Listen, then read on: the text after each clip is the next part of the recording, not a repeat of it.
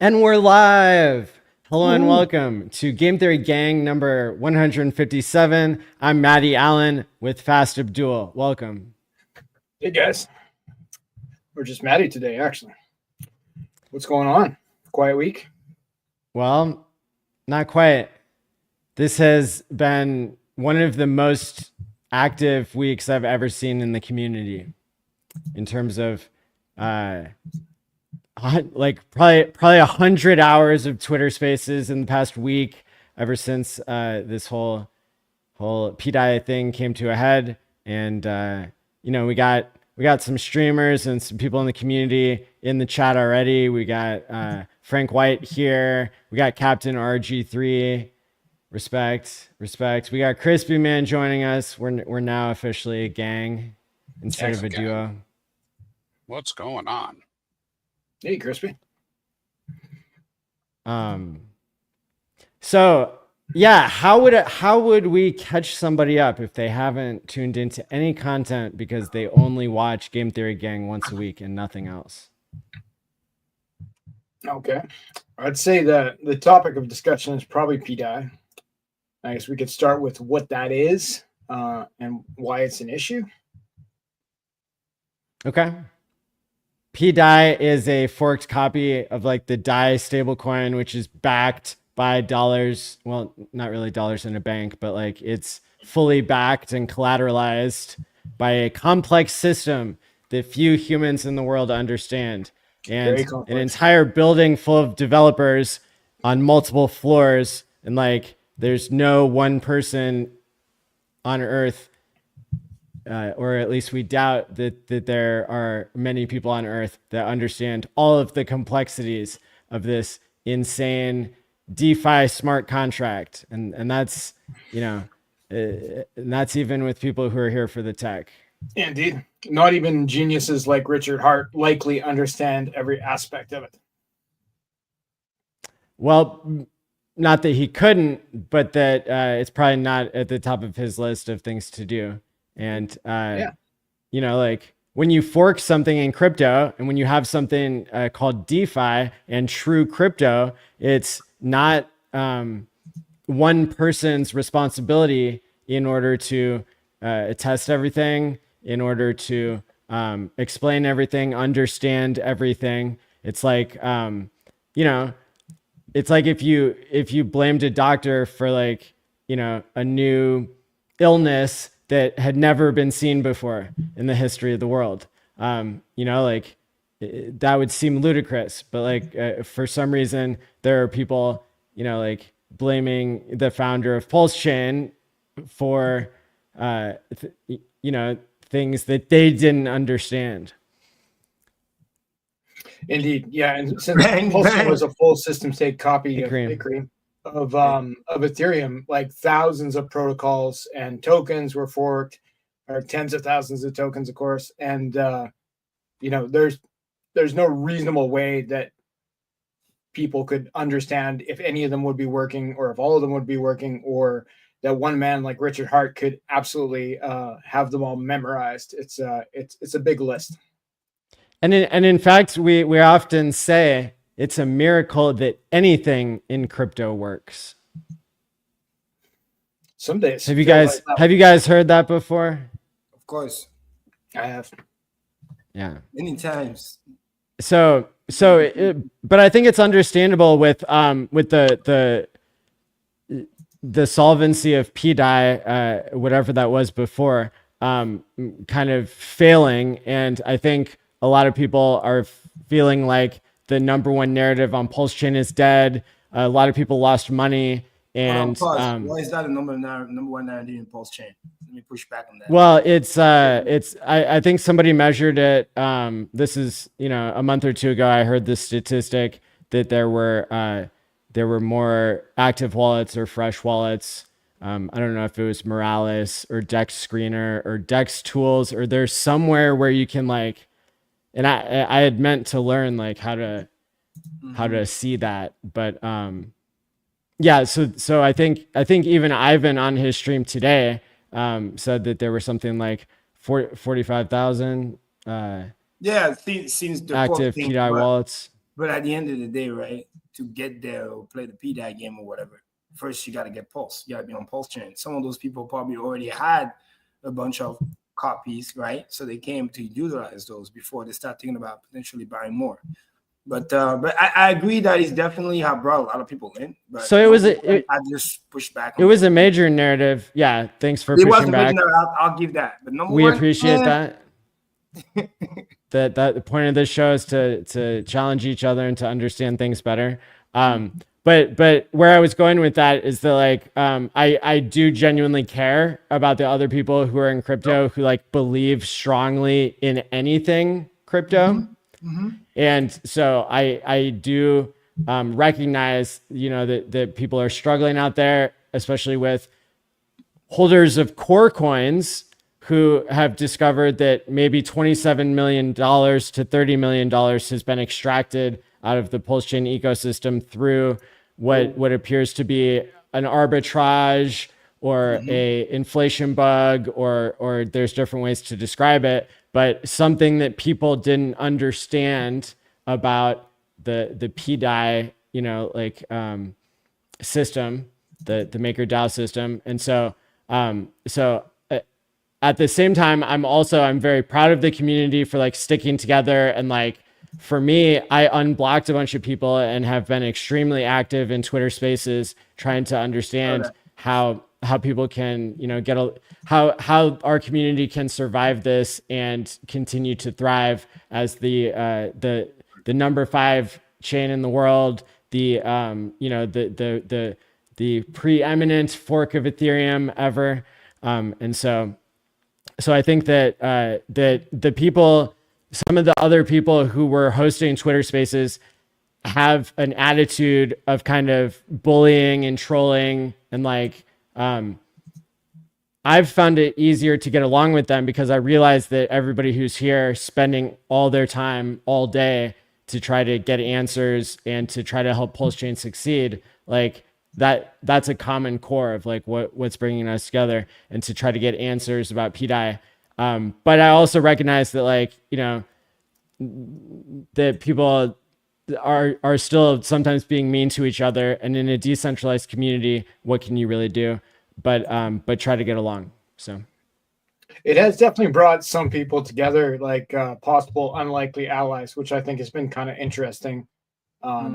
It's kind of like if aliens attacked the Earth, like we wouldn't be fighting with China anymore. You know, we should be like, okay, let's get these aliens. Everybody team up. I think it's good that we're talking about it, and then it's good that we address it here. So, because there's a couple important points. Obviously, we want to talk about other things, but since you brought pDAI thing first, so we can just go ahead and address it. Because, Maddie, what's important is that we got to go back to the core, or, you know, what our community is about and what we believe in and why we actually in crypto. And I don't know if you guys went over, I mean, we just started, but I don't know if you guys went over the Richard Hart Twitter rant, that's what people call it. But I think it wasn't even a rant. It was exactly what he said. Like, you guys are acting like dum-dums. Let me educate you again. We used to have those all the time. Actually, kind of missed those. It's just, but Daisy felt compelled to just go because he got so out of whack that he was like, all right, cool, time to bring you back to school. So it's not so much a rant. It's more about explaining to people the difference between, hey, let's speculate. That's what Pulse Chain is for. That's what literally crypto is also designed for. It's not a crime. It's no big deal. Everybody can like speculate on things. I was the first one to even say, again, going all the way back, the discussion, how fast Abdoul got on the show, where it's like, we don't hate nobody here. Come here, try your best shot, be cool. Just don't be rude. And most importantly, don't be saying things that we didn't say. Or don't be like, that was my beef with the pDAI thing, and then, you know, the B-Roots of the world at the time and all this sort of stuff. Like, oh, Cream is lying. Oh, Cream is buying secretly. pDAI. Oh, this, all that. Twitching my whole scenario against me. I was like, no, if I want to buy something, I'm going to tell you I'm going to buy something. That's really where the issue was. And I think Richard felt compelled to kind of say something because he just got tired of being used as a narrative play. It's like, it's all fun when it's like, hey, like Maddie perfectly said, adoption is coming in, 45K wallet, who cares? Boom. I even joke about it, like, man, I don't care. This thing go to $1, shit. Pulse Hex, everybody benefits, more liquidity because it's bonded, right? Which also means if we discover there is a potential bug, which again, a lot of people brought evidence to show that, literally screenshot what the guy was doing, screenshot on the blockchain, I think Alex from Hedron did a great breakdown a couple hours ago, Maddie. I don't know if you saw that tweet. I mean, it'd be good to break that down. Where it's like, yo, we're not making this up. We're not fighting. We have no reason to fight. We got no horse in this game. I mean, I can only speak for me, but because I never bought the pDAI thing. So, but it's cool to those who did. And that's why, to summarize TLDR, what that Twitter rant was like, yo, speculation is fun. Speculation is great. Try your best shot.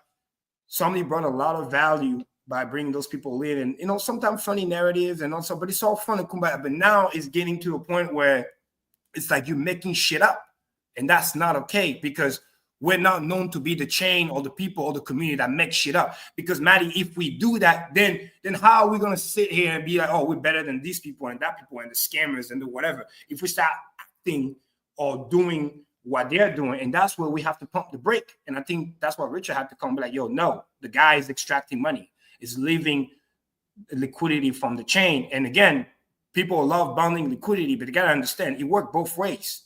Things that has nothing to do with you comes in, bond it, push it up. But bad things that has nothing to do with you, potentially bad code, because when you fork things over, right, all the broken code and admin keys and whatever, when they come over on Pulse Chain, they're also broken because it's the same things. So the brokenness get copied over too. And now, if we're not careful, things gets drained, and that's not okay. So this is why I don't know. Also, shout out to Firewell, I think that's his name, the guy that did the Solidex thing. You know, he also had a great tweet where he said, yo, I think it was yesterday. Slow down. We gotta cover Alex's tweet before we move on to a different one. Mm-hmm. So Alex put out a couple tweets here, and he's a developer on Pulse Chain who launched a popular product called Hedron that tried to vampire attack Hex. But Alex is generally considered to be a good actor in the space, and is so technically minded that he is a real asset during a time like this. So he wrote 2 tweets today, just recently, and I don't know. Down pretty well. I don't know if we need to go through and read it out loud or whatever, but there's talks about vaults and safe collateralization levels, pDAI rewards getting minted because of auctions and liquidations.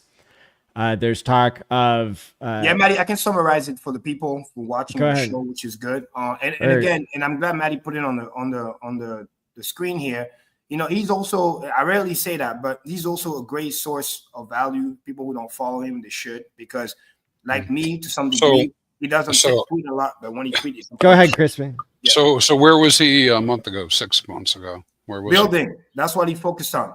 Honestly, and that's what I like about him. Because listen, I'm just giving you some feedback. Sure. What are you saying? But I mean, today we have all this great information, right? I'm just taking the side of some other folks, right? Mm-hmm. Please do. Where were Richard and Alex while everybody was getting taken? Mm-hmm. Living their lives. Well, I can answer those. I can answer those, no problem. And that, by the way, that's a great question because it goes hand in hand with what we're about to I'm glad you can answer. Go ahead. Yeah, perfect. So I didn't have anything else to say. And by the way, thank you for the question. I think that's a great question. And this is why I love our show. You know, it's once a week because then we can summarize all the drama in 7 days and bring it all in one. So let me quickly just read here the thread that we opened, and then we can go into where were our heroes. So the X post here describes a flaw in Pulse Chain's liquidation auctions where broken OSM Oracle prices allow users with existing vaults to self-liquidate, profit from pDAI rewards, and manipulate auctions without competition. This exploit is tied to the collateralized debt position CDP system where only pre-existing vault holders can participate, as the debt ceiling prevents new CDPs from being created. The post highlights how this could drive pDAI's value near zero unless an emergency shutdown mechanism, ESM, is triggered to halt the process. Okay, now let me break down what Maddie just said in basic English because we can do the AI, but some of the terms are a little high. So basically, he was showing how basically the bad actor or anyone who has access can literally act bad. In other words, you can self-create the auction, right? Like the bad actor was doing. And then literally when you create the option, your goal is you're incentivized to make the auction fail. Okay. So first of all, you create the auction, right? That's very important because that means when the auction fails, the thing comes back to you. So you create the auction. Number two, you're the only one that can bet in the auction. That's another flaw because everybody knows an auction. Other people should be able to participate. So you create it. You're the only one that can participate. The numbers and the oracles are out of whack. That's the big thing. And again, it says pulse chain, but it's basically talking about pDAI. He was just using the analogy in his tweet to say, replace Ethereum for pulse and understand what's happening. So it's almost like as a bad actor, I created an auction. I'm the only one participating in the auction. Nobody else can. The numbers are out of whack purposely. So when I make the auction fail on purpose, very important, create the liquidation because the numbers are out of whack with almost no money. I can trigger liquidation. And then it's profitable to do so because the liquidation gives me back the money. And because the pricing is out of whack, the value of the pDAI that I receive is greater than me basically running the auction to make it fair. So I give you Kareem, you just repeated everything that we just covered. Do you have something to add? But I understood it better. Yeah. Okay, sweet. Sweet. Because Maddie, you understand. Some people don't understand fancy words. You gotta understand the audience. So that's what I'm just saying. It's more to break it down. Well, this isn't for beginners, but I respect. He took 30 seconds. I respect trying to keep up with this, and that's one thing that you'll find is like the spread of like information after some of us have spent 100 hours in you've been on too many spaces. I've seen you create all in the stuff. past 2 weeks. I get it. In the past week. Time to hear this. So so that's excellent. Thank you, Kareem. And then Alex's other post here was helpful because it broke down like what he thinks the price should be, basically like based on the oracles being off of their go back up, Maddie, a little bit, please. Of their system. Just a little. So again, for the viewer watching, roughly, why this post is important, this section here is that we all know, if you check the price right now, that a pulse chain is like 0.0028, almost 0.003. But the oracle, which is out of whack, thinks that it's 0.004. So in other words, it's almost like an arbitrage play, but you're triggering the liquidation to get paid in pDAI, which is value higher because of the one pulse valuation to pDAI, whatever the ratio trading is showing pulse at a higher value than what it is now. So I can create a vault with quote unquote real pulse at let's say 0.028. Then I'm triggering all this liquidation, get paid in pDAI, but then pDAI to pulse conversion is at 0.004. So I can literally just rinse and repeat the process. And this is where it gets crazy because I created the vault. Let's say I temporarily don't have enough money to create the liquidation. I can just let the auction expire and then hit redo and do it again. So in other words, I'm creating the thing, trying to liquidate to generate a profit. If I don't have enough money to create the liquidation, I can just wait, the thing ends, and I can just redo it. Because to some degree, if the price has to be high enough so that quote unquote nobody else can participate but you. So long story short, it's an arbitrage spread, and you can just keep rinse and repeat. The problem is only one guy seems to be able to do it. So he's able to extract it. It doesn't create a natural arbitrage situation you'd have with normal stable coins. Very good point, Pastor Abdoul. It's like, and to my knowledge, that like it's mostly only one guy on one wallet, but I think there could be others. But regardless, it's many devs have tried to replicate it and they can't, which means it's a vulnerability where some sort of expert or insider is exploiting it and he's able to drain it. And it's not Richard. Yeah, exactly. It's definitely not Richard. Which brings me to the second part and the great question ChrispyMan had, which is like, where were the people this, that, and the third? Well, first of all. So Kareem, why don't we have you answer this and then we'll go around the room so that everybody can contribute and everybody can give their answer. Okay. Now, to my knowledge, again, it's my quote unquote speculation, but it's backed by common sense, right? What has been transpired? First of all, Richard is busy, right? Fighting the SEC, fighting all the stuff like that. He's not here nor should he trying to police every single coin. People only care about this thing now because pDAI was popular. If it was a coin that nobody talked about, this wouldn't even be a subject of conversation. Wow. We would have just talk about it in the show and say for 2 minutes, oh, another coin went to zero, or another coin had a vulnerability, that would have been game over. But because it's pDAI, now all of a sudden people trying to play the victim card. No, I was, and many other people since the beginning, reminding people, hey, watch out. pDAI is not the other DAI. Again, yeah, I don't know. I don't remember you speaking out so much. I mean, we had a couple of shows. I had the tweet. But regardless, I'll give you a pass on that. Totally. I can show you. I don't think it's just because it's pDAI and it's a problem, dude. If it was just pDAI, then that's just one kind of a question. No, my point is, when it was a speculation, but I mean, so we're really all going to sit here and think that Richard let the chain get vampired for $27 million and counting. We really believe that. Now I don't know what the hell's going on. There's tens of thousands of coins. But this really, and you can see it in the chat. People are saying this, and people may not come up and say it, but dude, credibility is at a low. Come on. Of course, but hold on. Let's go back to the main point here. There's tens of thousands of coins of token on Pulse Chain. When people find a gem and they make so much money, they're the genius. But then when they get scammed, they want to say, "Oh, Richard should have saved me." No, that's not okay. It's DeFi. The guy's busy. He's not here to watch every single coin. Yeah, sure. But don't come at everybody and be like, "Hey, dummies, you should have." I'm not coming at nobody. Not you personally. Oh, okay. I mean, first off, let me just say a few things. You can go on and talk. Right. First off, I know a lot of people obviously went way into this thing, right? And when talking about it, I've always talked about it as being a kind of lottery ticket because we really don't know. I don't know who the hell these devs are. I don't know whether this thing works or doesn't work. All we had, we can go back and look at the tape and see this. All we had is the performance and what has happened to date. Yeah. And then we have people on both sides of the trail, but both sides of the argument. Still, there's still hundreds, if not thousands, of people think it's going to $1. Yeah, right? and by the way, that's fine. That's totally fine for them. Let's address a few things, right? It's not fine. So I don't know. A problem. That could very well be a problem.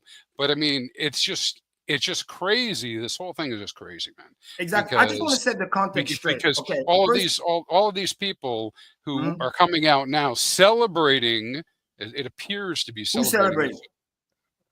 Who is? People in their voices. Ooh, say the name. Let him finish. Let him finish. Celebrate. Well, we all lost money. If you've listened to some of these streams, there are some very loud people that appear to be very happy that they were right, and I'm glad that they're right. I mean, that's okay too. There's some of the people that you're talking about are a rounding error. I've heard some of them on the stream. They're a rounding error compared to the rest of the community. Most people who don't the community didn't care. Second of all, those people were also attacked before, called crazy, called stupid, this and that. This is what you get when you attack people, it gets and then they get back to you. Then you can come back and say, "Oh, I was innocent." No, pDAI people came out hard. And by the way, I got hit by that too, but you didn't hear me complain when I was just minding my own business and people came at me hard saying, "Oh, yeah, I thought you were fairly decent about the whole subject." I was decent about the subject, but again, I just want to keep the fairness and then the truth. But I wasn't really talking about you. And say, because again, my question was, and the reason why I have a hard problem with this, like people are but I really wasn't talking about you. No, I know that. But I'm here defending Richard. I'm here defending people who are minding their own business. And then all of a sudden, when she goes south, they're being blamed for where were you? Why didn't you watch this or that? No, that's not their role. That's not their job. That's fair. That's fair in the case. You know what I mean? I don't mean to pick on Alex, but what I'm going to say to you is one last thing about it, and then I'll let you just keep talking.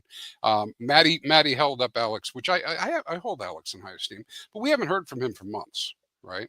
And the guy's busy working. To hold up his comments and his tweet from today, which, by the way, gives no detail. It just lines out in detail in words. But it's we have developers that have been working on this for 3 to 4 days trying to replicate it. They can't replicate this, right? They can't replicate what's going on. There's more to the story than this. Is what I'm saying. And I'm not saying more of the story means Richard's behind it. That's not what I'm saying. I was very glad for him to finally come out and say something specific about this topic. Right. Yeah, I mean, guys, sorry, it's not. I'm not trying to be harsh on the chart. Like, it's just like, listen, I've been watching this for too long, and the speculation and this and that. It's all fun when price goes the way people want. It's not fun when it goes the other way, and then people don't want to take responsibility. And I will never stand for that, because that to me is BS. So a couple of things, because I'm trying to make this short and sweet, right? Because people coming out richer, or people are coming out, other people who are like, oh, where are you? This, that. No, those people have a life. Those people are building. I'm sure if Abdoul is out there building something that I think is useful, he's not going to go and watch Twitter every 5 minutes or listen to people who are like speculating, and then they got burned. And then all of a sudden they come back and they'll be like, oh, it's your fault. You should have read the code for me and tell me X, Y, and Z. No, especially when some of us been warning about this for a while. In other words, we warn you, you don't listen, that's fine. Now go play speculation. When you get burned, don't come back crying later saying X, Y, and Z. And the way Richard does it, which is smart, is he does not pick a side. We've said this in the show many times for weeks. The point is like, hey, people are free to choose whatever, because we know DJs is going to come. The same way we got to pump that tire thing, because we know DJs are going to come. Let them do. Let's not pick a side. But then when something is potentially is going to affect the chain at a critical level, of course you got to get involved. Now all of a sudden, this little speculation while using my name, which sounds fun, brings liquidity to the chain, ha, ha, ha. But now all of a sudden, it's hurting the chain. Now he got to set the record straight. So this is what I was getting at as far as why he let it go for the way he let it go, because he has no business trying to say something or pick a side, because the same people who are whining now would have been the same people that say, oh, Richard is flooding our coin. Da, da, da. Oh, we went down because Richard talked. No, that's what would have happened. I've seen that movie before. It's because now it's getting so bad. The guy's clearly scamming millions of dollars. Money's leaving the pool. People, bonding liquidity is getting affected. Now the homie got to say something. And now people are surprised. No, because now some people talk about lottery ticket. No, the way now, what's his name? The way something is shilling it right now, that doesn't sound like lottery ticket to me. That sounds like he put his whole bag into it. And then some of the people, yes, I did watch some of the streams, some of them ChrispyMan, whatever, but like the level of delusional that I've heard sometime on the stream is crazy. It's literally dangerous. People say like, no, there's no bug. I'm with you, Cream, but let's analyze it a little more detail so people can get caught up. So yes, your feelings are clear. The detail is very simple. The details are very simple. And again, I only give Alex credit because at least he was trying to make it in digestible terms for normies to understand what the vulnerability is. Because one thing to say, hey, there's a vulnerability.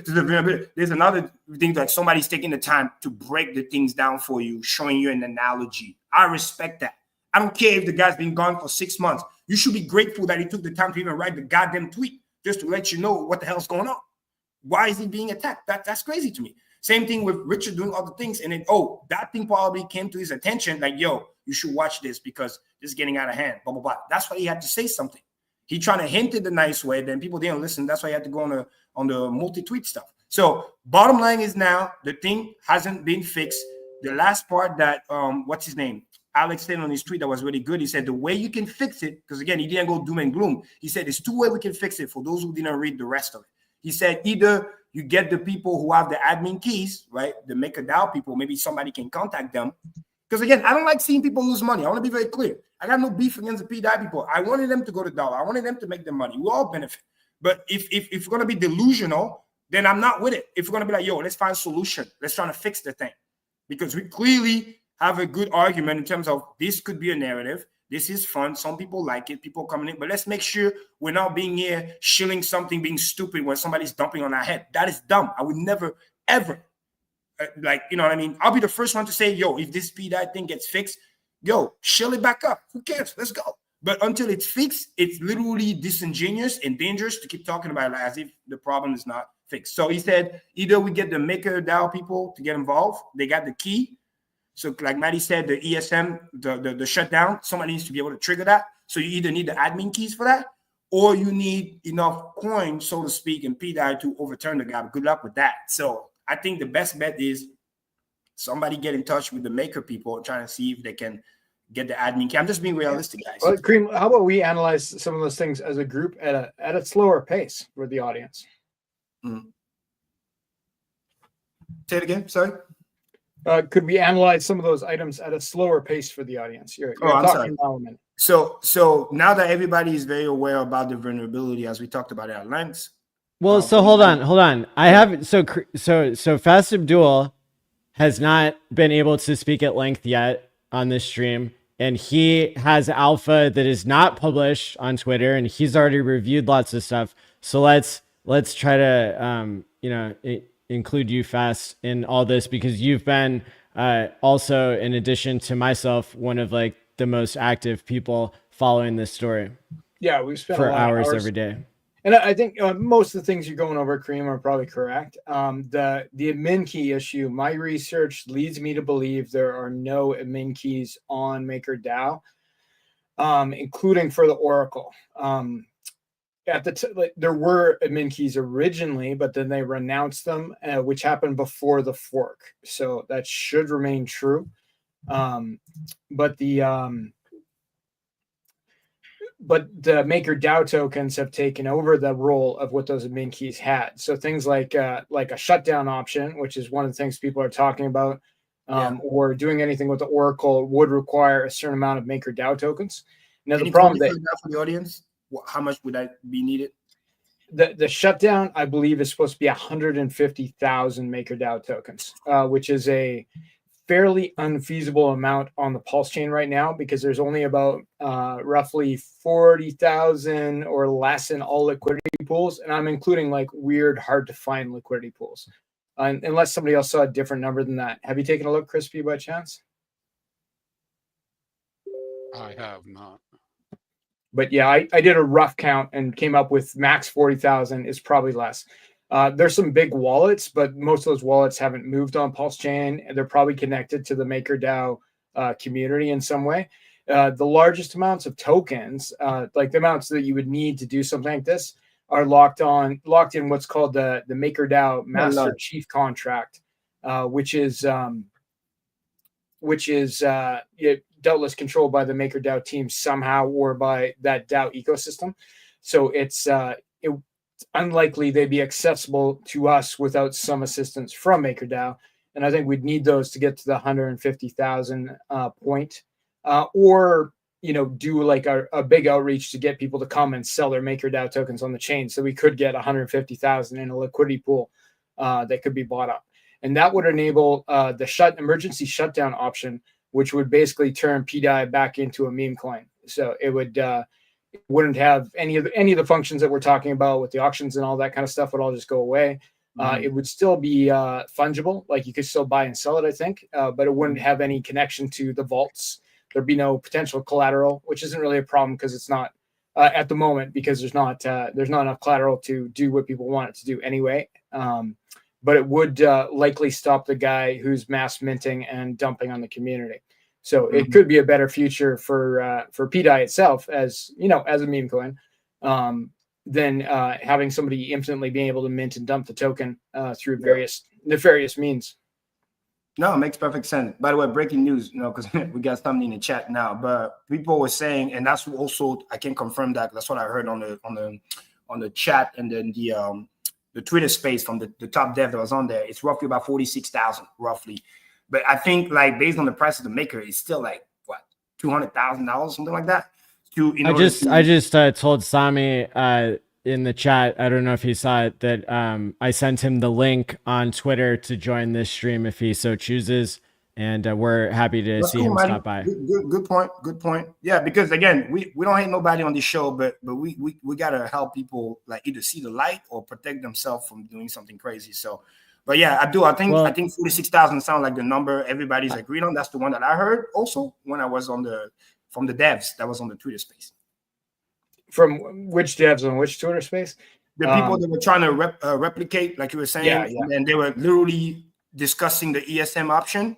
They said if we get about 46,000, then basically it's like they pull the fund and then they'll do the voting so that they can overrun. Because like you said, true, there's a way to change the ESM structure without admin key, but you have to make a proposal and have people vote. And you need roughly about 46,000. So either you get it. That's a different problem than what I'm talking about. That wouldn't be for the emergency shutdown. That's probably something to do with the Oracle. And then that could be correct. I haven't looked as deeply on that. I don't see that as, from my understanding, I don't see that as something that would stop the guy who's exploiting it, though. I could be wrong about that because this. Can you explain the difference from the audience, please? Because I don't know the difference between the ESM or the Oracle. Because I thought if we fix the Oracle, the thing fixes itself. Again, My Well, limited understanding. Fixing the Oracle is more of like a hope of like the pDAI community that like this could actually work in a more proper manner and have, you know, potentially be a stable coin in the future. But like it would still other things could pop up. But as far as like the exploiter still being able to exploit it, it would depend on other things about the assets that it was pointed at and things like that as well. I can't go further into it than that because I'm not going to say I understand it strongly enough to say exactly what that would do. But the emergency shutdown option is sort of like a more final solution, in my opinion, though it'd be more difficult to implement as far as the tokens. But that being said, like nobody's done these things yet. We don't even really know if they would work or not. So another solution is if people just stop buying it, then it mostly just stops being a problem. Because the liquidity is greatly reduced. Richard's dumped it and continued to dump it, or you know, a wallet associated with the. No, I mean you got 12 I'd like to make a point on that. I compare the pDAI mania and popularity on Pulse Chain to a mind virus. But I say that in a way that I don't mean to say that it's either positive or negative, but that it's something that has become an extremely deep belief for people. And I wish that everybody in the world had such a deep belief in crypto as the people who believe in pDAI. And so part of what that means is that I've been better than most at predicting how this will play out over the past week, because I've recognized the fact that we're dealing with a religious cult level, a bag bias that we all have. We all have a bag bias. And then there's the objective narratives and technicalities. And then there's the changing worldview and everything, like, you know, crypto and human psychology, that's a pretty complex intersection. And so, so when it comes to like, what Fast Abdoul and I think Kareem said about, well, people can just stop buying it and then it won't be a problem where the exploiter is extracting money off the chain and like, decreasing the amount of stable coins that are backing all the Pulse chain coins and all of the, PulseX and Hex and everything else. So, somebody say he's gonna come in. This is good, Maddie. I'm so glad you said that. To me, it's funny because it's like part of me is genuinely impressed. Like literally, I'm not even like trying to be like trolling the pDAI community, but this is also why the other part of me wants to get this fixed. Because here's the reality, and I'm gonna give credit where credit's due. The reason why they became like that, and I'm gonna give credit to Somni for this, is because he actually learned from the best community. What do we see in pDAI? Those are all, for those who have been here and who understand what I'm talking about, been here for a while, those are all Hex trades. First time I met somebody, he never talked about long-term staking, long-term holding, anything. It was just more like trade this, don't, date them, don't keep. But then he came, he learned, he realized what makes Hex so great in the community. We're here 99%, we don't care, we're not going there, we're going down with the ship. So all those great values that pDAI actually had was good. I even say I resonate with some of that. That's why I was like, yo, I might not buy the coin, but I respect them for what they do or what they believe, because I see myself being a Hexican hardcore where it's like, bro, we decided we're going to hold this thing. Like, but again, we have battle-tested software. We know it's good, 100% flawless, all this sort of stuff. Versus so this that has been exposed as like flawed. Good. Like we know there's an exploit. Even those guys admit there's an exploit, but they're still pushing it as like, you should buy the dip. Exactly. And then you can see on chain, they buy the dip, and then the exploiter comes along and does it again. And exactly. Does it again, this is where I diverge. And I mean, I want them to hear me out, please. I genuinely no disrespect. Like, I love them. They're part of the crew. But I want them to understand the nuance. And I'll even go out of the way and speculate a little bit, saying this is probably what Richard got fascinated by. And maybe indirectly or directly talked about a little bit. I was like, wow, look at this pDAI people. They really trying to make this thing peg. And I was like, yo, they might do it, because if they continue to believe and everything is good. Guys, who had 3 cents? I saw it. I was like, yo, the PUSDC pegged first. Even the PUSDT was going on its way. The fucking CZ started following Somni. It's like, yo, we might be able to take this money, peg this, use the exchange, make them come in. Like the idea was there, but again, one more time, that was before we knew about this stuff. So that's why Richard, that's why Richard didn't say nothing, because the core values were there. But then we found a problem, and I want you guys to dissociate the two. We don't hate you. We just want to fix the problem first. We're not saying don't believe pDAI. One guy that was a big pDAI who came on the Twitter space, and he said something really cool. I respect him for that. He's like, yo, I will hardcore this and that. What I've been telling my follower is like, obviously what you already bought. But he said, hey, stop buying until we figure out what to fix this. But he was not apologizing for believing what he believed. And that's what I was Great. So Kareem, I'm going to interrupt you there, and I'm going to welcome Sami to the stream. So I'm going to introduce Sami as like one of the most influential people in Pulse Chain. He is followed by CZ, who is has the one of the top 3 centralized exchanges in the world, and I am followed by Jesse Powell, who also has one of the top 3 centralized exchanges in the world. I pray that soon Pulse Chain can get a listing, and that we'll have really, really good days ahead of us. How's everything going for you, Sami? It's great. I was going to go to the gym. I thought, you know what? You're my family now. Don't worry about the gym. We can do that a bit later. Very interesting, friends. You guys got to admit, before we get into any topic, man, it's very special that narratives erupt while prices are going down. That's very rare. So whether you agree with the token we shall not name that Richard didn't found or not, that's very, very important. Like, you don't see it in any other chain, like Arbitrum, Optimism, all these other chains. You don't, like Starknet. Okay, there's 2 users there. So I think there's a positive there. But also, I know we feel like we're beaten down, bro. We've been saying this for a long, long time. So I want to hear all your thoughts. So look, I put this Easter egg in the title of the stream, and I want to hear what you think of this. So pDAI has, maybe it has some sort of inflation thing going on with it. Isn't that what the US dollar has, is an inflation bug? So isn't it just mirroring reality anyway? Yeah. Also, Richard bought Bitcoin. It had an inflation bug. Richard bought Bitcoin and didn't discover it until 7 years later. But let's be intellectually honest, guys. Like, okay, we are in a special case. Okay. So like, if you're going to buy something with an inflation bug, you better be right. You know what I mean? Like, obviously I'm long, you better be right. You can't just say, I'm just going to ignore everything. Everything's going to work out. There's this 50,000 things that have lined up to do that. But like, what does that look like like when you say being right? Like what does that look like to you? Well, being right, I mean, like Richard tweeted it right there. Did you see his 20 pDAI tweets? He said, guys, he left his clues. He left his clues. He literally said the fair value of a coin with an inflation bug is $0. It is factually correct. Think about it. He said that. So basically what he's inviting you to do is question, okay, why isn't this 0 yet? Why? Just because it hasn't reached the fair value of 0 yet. Because you keep trending towards.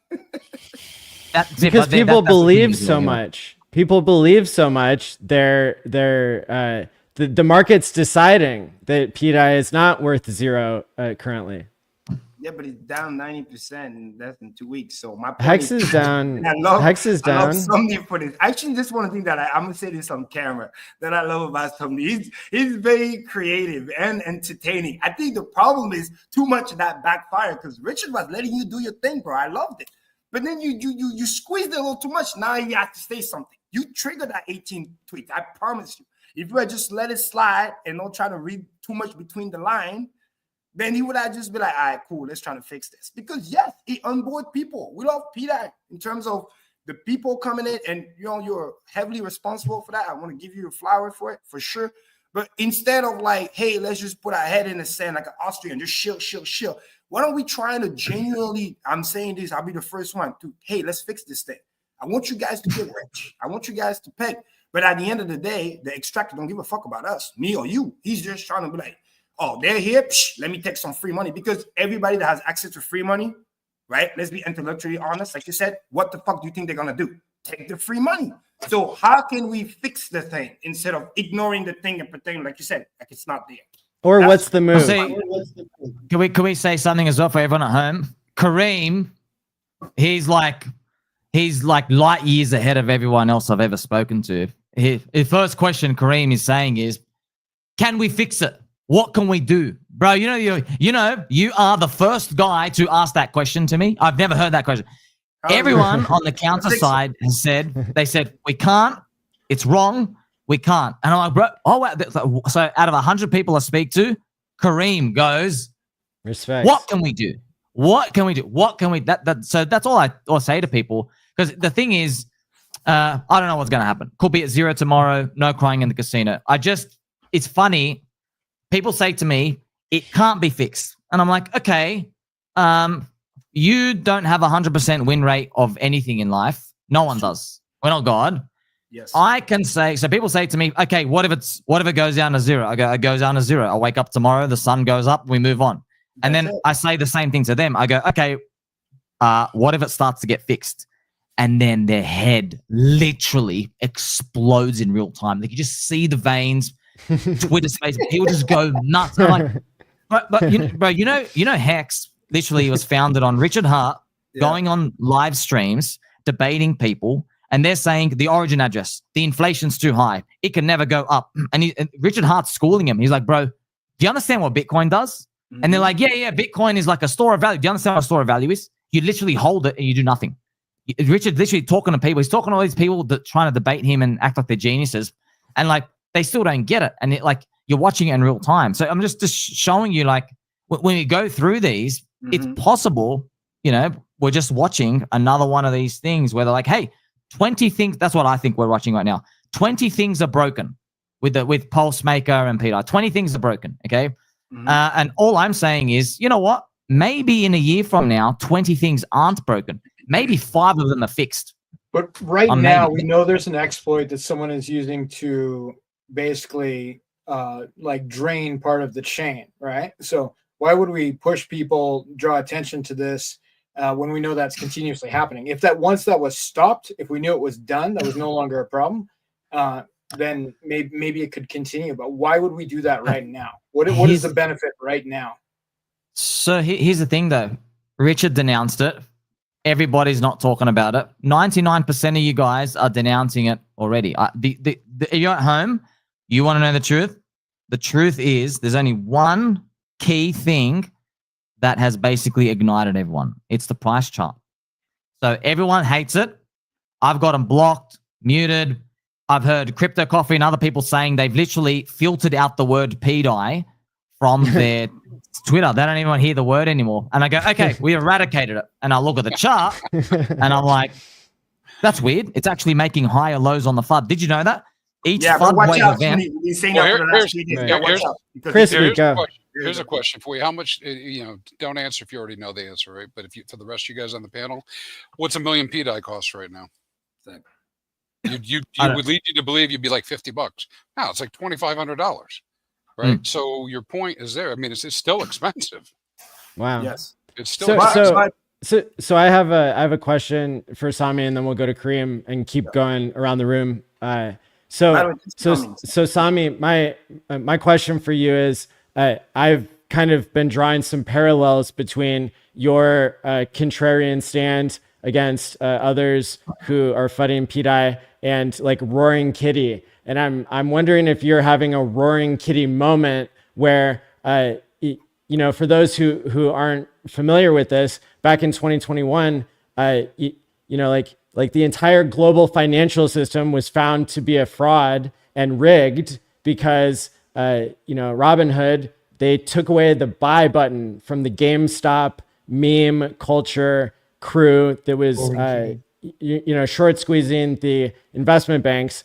And that's part of the reason why some of us believe in crypto so much. It's because of, the Canadian truckers that happened this, I guess that was last cycle too. And the Roaring Kitty moment. And so that's why I'm wondering, like, Sami, are people, do you feel like there are people in Pulse Chain that are trying to take the buy button away? Man, I watched you guys so much, man. I'm just going to tell it to you. You guys, everyone here on this panel, you are roaring kitty from 4 years ago. You guys show the crypto industry Bitcoin is not the only cult in crypto. You guys all of yous here. When Bitcoin halving happened, Hex was about 0.3 cents. Okay? Everyone said it was dead. Altcoin Daily was saying Richard's dumping. Elio Trades, they said it's over. Richard's debating everybody, Warlord Richard. It went up 150x. Okay? So you guys were the roaring kitty. You guys were the ones who basically showed some magic can happen pretty much. You know, it baffles me. You're saying that to me now. Like, bro, like you guys did it. You should be almost here now, but I understand it's a different perspective with like things have evolved, things have moved differently. I've actually in one of my videos, I'll just explain it later on. So spoilers for you. So you gotta understand, friends. If you want to understand what Ridge is doing, in my opinion, you can go back and watch my video. I made a video called In Defense of Crypto Banter. And Randy Boo on Crypto Banter Show, he said, I don't understand what I got to do to make a coin. What do I do? And I actually answered it for him. And I said, look, man, when you have a popular network effect, you basically can't get everybody in early because no one's early anymore. Everybody's late. So you have to make like a game. You got to start it off organically and small and only have the believers. You can't make people think that they're just going to come in and get rich. If we launched Bitcoin again today, it wouldn't work out the same way it did. It had to have strong believers. By the way, Richard Hart knows that. That's why he's doing everything the way it is now. So I'm drawing all these similarities, but still I know people see me, they're like, hey, this guy's got peg nipples. He's got the roaring kitty bandana. He looks confident. Yeah, man, but guys, I literally, don't know if you guys know, I literally sold near the lows and I made my capitulation video and I made my tweet. And I'm like, well, I guess it's over. Whatever, I'm just going to follow the OA. But then 30 minutes later, I got back in. So I literally did that. So like, if you want to know, Sammy, what happens if it doesn't work out? Bro, it already happened. It literally just no crying in the casino and move on. But also for you listeners at home, these are the Titans. I watched all of you in 2020 and 2021. I learned everything off Kareem. I learned about the staking, the inflation, or just all this stuff. Just you blowing everyone in people's minds. And look, we're all part of this. We're all part of the same game, fans. It's just, I said this in Twitter Spaces, and it's true, man. I really wish, say, pDAI's up in 2 years. It's up like 160x since Richard Hart got attacked by the SEC. I wish Pulse Chain Core coins were up like 10 because then you're like dealing with wins and like you're splitting hairs. It's just unfortunate that, look, if you really want to know what I think what we're seeing right now is Richard letting us know Ethereum is not going to what he thought it was going to go to. That's what I think. No, that's true, but it's also related to what you've been talking about too. I fall down a lot for the macro, the business ISM. But when the Trump tariffs kicks in on April 2nd and more stuff, we might get that 52 you've been looking for, and then things can accelerate really, really fast, and bonding liquidity is going to start making everything fly. So it just again, that's what we say. It's time in the market, not timing the market. Yes, it took a little bit longer. Now I can say also, what if we get a double bull market after a double bear market? The same way nobody thought, we'll pump the way we pumped in 2021, even me. But I was like, I'm not trying to time the market. I'm just going to play the long haul, right? And that's why it's so important, because when you play timing the market, you may get it once or twice, but the moment you don't, you get liquidated. That's why some of my friends, 500 Bitcoin, thousands of Ethereum, you think you're a genius, even though you were just, like you were saying in one of your videos, where you never had it where you have to face a real bear market where, like, where if BTC is going down, where it's like, oh, all season, you just shoot darts, everything goes up. Now it's like you have to grind it. And that's literally where the difference is. And if I may, this is very important, Sonny. This is for you, and I'm glad you're here. I wish we made in better circumstances, but what I'm about to say is very important, okay? Because it is true, and this is why I want to give you credit. I watch a lot of your videos. And a lot of things that you're talking about is some of the key value that we like to, instill to Hexagon, where it's like, again, when you play the long-term game, when you buy the dips, when you understand that the real price only matters at the end of that stake, everything else is just a buying the dip opportunity. And you were able to instill that to the pDAI community. And that was really, really good to see. I was just grateful that pDAI is in Pulse Chain, so we all benefit from that. And then I know personally some people go, oh, Kareem, I'm not early as you, blah, blah, blah. I really want to do the pDAI thing instead. And I was like, all right, cool. But as long as you understand what is it that you're doing and you have the core value, if you really want to make it. And I've seen you make that juxtaposition where you take the hex values in terms of long-term belief, right? Staking, don't buy it, don't believe the FUD or whatever. But again, it's also because the backbone was, again, that really, really powerful software that's 100% uptime, no bug, this, that, because that's the core. So what I will bring to you is this. Again, I'm a solution-oriented person. I hate victims. That's why I come down hard on people like when they make their bet, like you were saying in some of your video, and then they get washed out, and then they come back, they want to cry and go to daddy, but like, hey, where were you to do? No, you went to do the thing on your own. So take the win or take the L. Don't complain to everybody else. So my question to you is, if we're able to potentially find a solution, would you be willing to, again, be very specific. We're not saying stop the narrative, stop this. I don't want people to stop losing belief.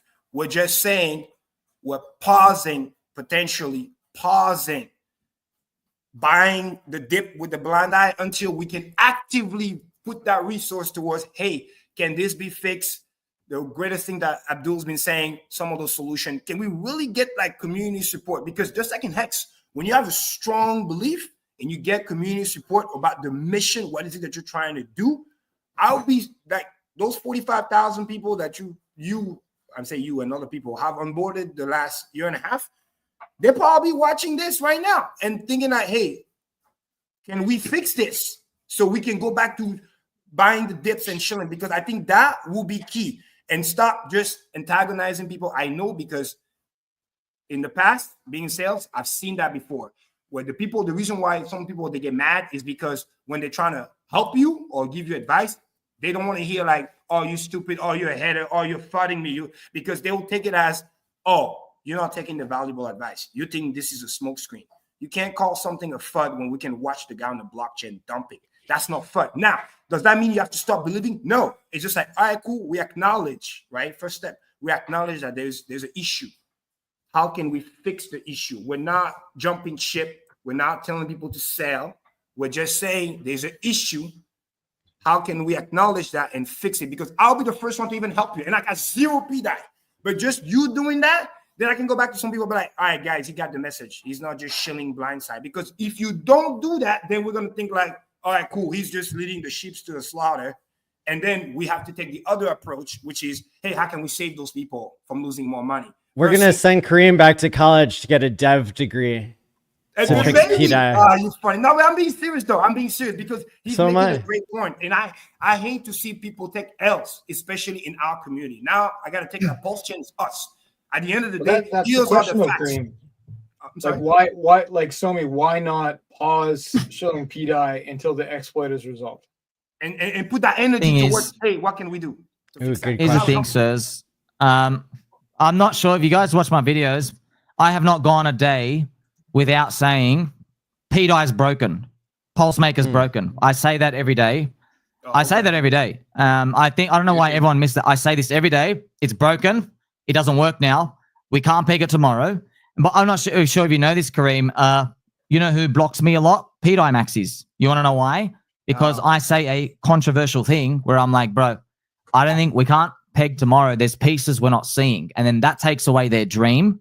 So then they're like, oh, this guy's fudding, right? So just to share that with you. So why everyone's confused is I know how to navigate uncertainty. So I come in, I'm like, look, I don't know the solution.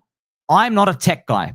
I'm not a blockchain guy. I've got no idea, okay? I'm a believer, just like early Bitcoin guys had to be believers. You don't know what a Bitcoin halvenings. You don't know what Bitcoin miners are. You don't know how the code works at the start. That's when Richard Hart bought, by the way. He bought 20 grand worth at $32, drops to $2. And by the way, as Bitcoin recovers, Satoshi rugs him and literally abandons, right? So all this uncertainty, I know that, I learned that off Richard, right? The most uncertainty was at the start. I know that all with Pulse Chain and Maker and Peter. I know there's complete uncertainty. The only thing I've told everyone is I acknowledge I don't know what the hell's going on, but I think there's a solution out there. But markets, friends, you're at home, markets are smart, okay? You want someone to come down and show you mathematically, hey, there are 10 things we can do. And if we start doing 5 of them, that means the thing is going to get fixed and you can buy your 1000x. The market does not give you a free lunch like that, okay?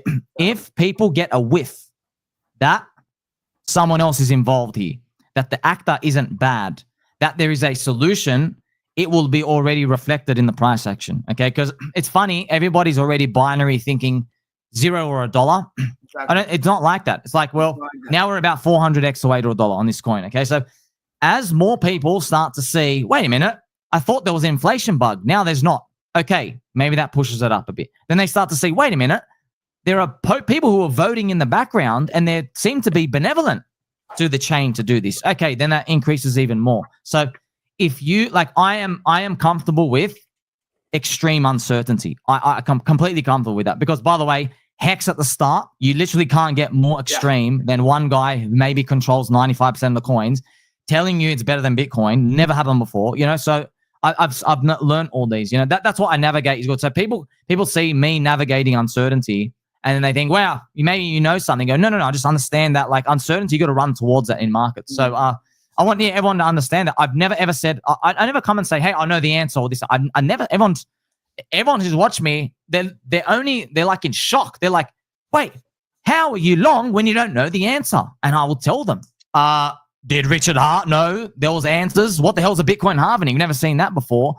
Everything that's early, complete uncertainty. That's just what it is here. I just see there's too much magic here. I mean, the judge's name is Judge Peggy. pDAI's bottom is exactly 555,555x to $1. pDAI was minted by the exploiter 2 days before Pulse Chain testnet launch. I can go through on and on and on all these things. And look, okay, you give me one of those stuff, I'm like, all right, could be random. But then I stacked 15 of those things up. I even made a graph, friends. I spent yesterday counting Richard Hart's tweets for March. He tweeted 29 times about pDAI and only 13 times about Pulse Chain and 4 times about Hex. I'm like, that's weird for something you're not involved with. What's the reason he'd do that? Was it positive or negative towards pDAI? The reason, look, I don't know the reason. You're gonna have to ask him. But look, this is the funny thing, right? I'll give you that. Listen, this is the reason why, again, to some degree, you know, I've been entertained. And not that I said I'm going to speak for Richard, but again, I've been with Richard quite a while. It's like the value is definitely there. I'm not using per se, but like the pDAI community, to some extent, have some of the same strong beliefs Hex community has. Of course they do. Most of them are Mexicans. Exactly. But what I'm saying is, even the new people that came in and listening to your video and some of the call stuff like this is the value we're trying to preserve. I'm going to be very, very clear. This is why I'm going out of my way and trying to see if we can potentially help this. If it was just a straight up shitcoin, no offense, or regular meme, buy this, 2 hours later, sell, move on to the next thing, I wouldn't even waste a fucking minute on this conversation. I'd be like, see you later, bye, stop wasting my time. I don't even want the airtime. I don't even want you on the show. I'd be like, no. But because I see some of the core value, and I know what it's like to be a believer, and you really, really deep inside, this thing can be good. That's why I'm like, because I know for a fact, guys, I'm being serious. To tell the guy, when you're hardcore, the same way I'm hardcore, you tell me not to buy it, it's not gonna work. I'm telling you right now. I'm like, yeah, and I'm gonna go buy it. Because Kareem, can I tell you, bro? It does. Yeah. Now it's like, can I just I want to share with you, this is very important, guys. So Hex, first cycle, the gentleman on this panel, okay? You locked up your money 5, 10, 15 years. Yes, sir. You are a believer. That is Richard Hart. He mathematically figured out what's belief. He would, you know, Richard would say it on stream. He goes, you literally impossibly cannot beat this. You can't beat people locking up their money for a long time. It's literally the highest form of dedication. Okay. That stuck in my head. When I started to research stablecoins, make a DAO, how DAI works. Once I started to look at it, my mind was blown. Because I used to think it was just a boring one-for-one thing. I thought, okay, it's always going to be one. But then, once I started to look at how the pegging mechanisms works, how these defense mechanisms work, there's a reserve protocol that was tested as well. It looked like there's a fortress castle, and there's different waves of an army coming in, and people have to hold the line. And I'm looking at it, and now, because now I've learned from Richard, I'm trying to see it through his lens. Because here's the thing: most people say, "Is this thing going to $1 or not?" I wasn't asking that question at the start. I was asking, why would Richard even do this in the first place? Once I start to ask that, then I could figure it out. Then I start to look. I haven't figured out anything. Right? It's just a guess. So I just started to see. Okay, if you had a stable coin that was built, okay, you would want there to be the maximum diehard cultist holders. You must, because every stable coin is just backed by belief as well. Even if it's a $1 in a bank account, it's backed by belief. So once I started to think about that more, a lot of the stories started to make sense to me. I mean, and oh, by the way, no one can take this away. If I'm not saying we're going to move up or down, I don't freaking know. Okay. Yeah, no. However, if the price goes back to 1 cent to 3 cents, it makes a higher high. I think everyone will now be paying attention to what I've been saying. And what I've been saying is for the traders, but the people who think it's going to $1 will be exit liquidity. Okay, but yeah, I'm not forget the price. I'm thinking about if you were a mastermind trying to do this, you would feel glorified because you're like, haha, these people who held down here, who bought more, you can't get more of a believer than that. I literally walked away from it and they still believed. So yeah, look, I don't know that. I don't know that. By the way, I'll tell you, friends, I don't know if that's happening. Okay, I could be going cuckoo.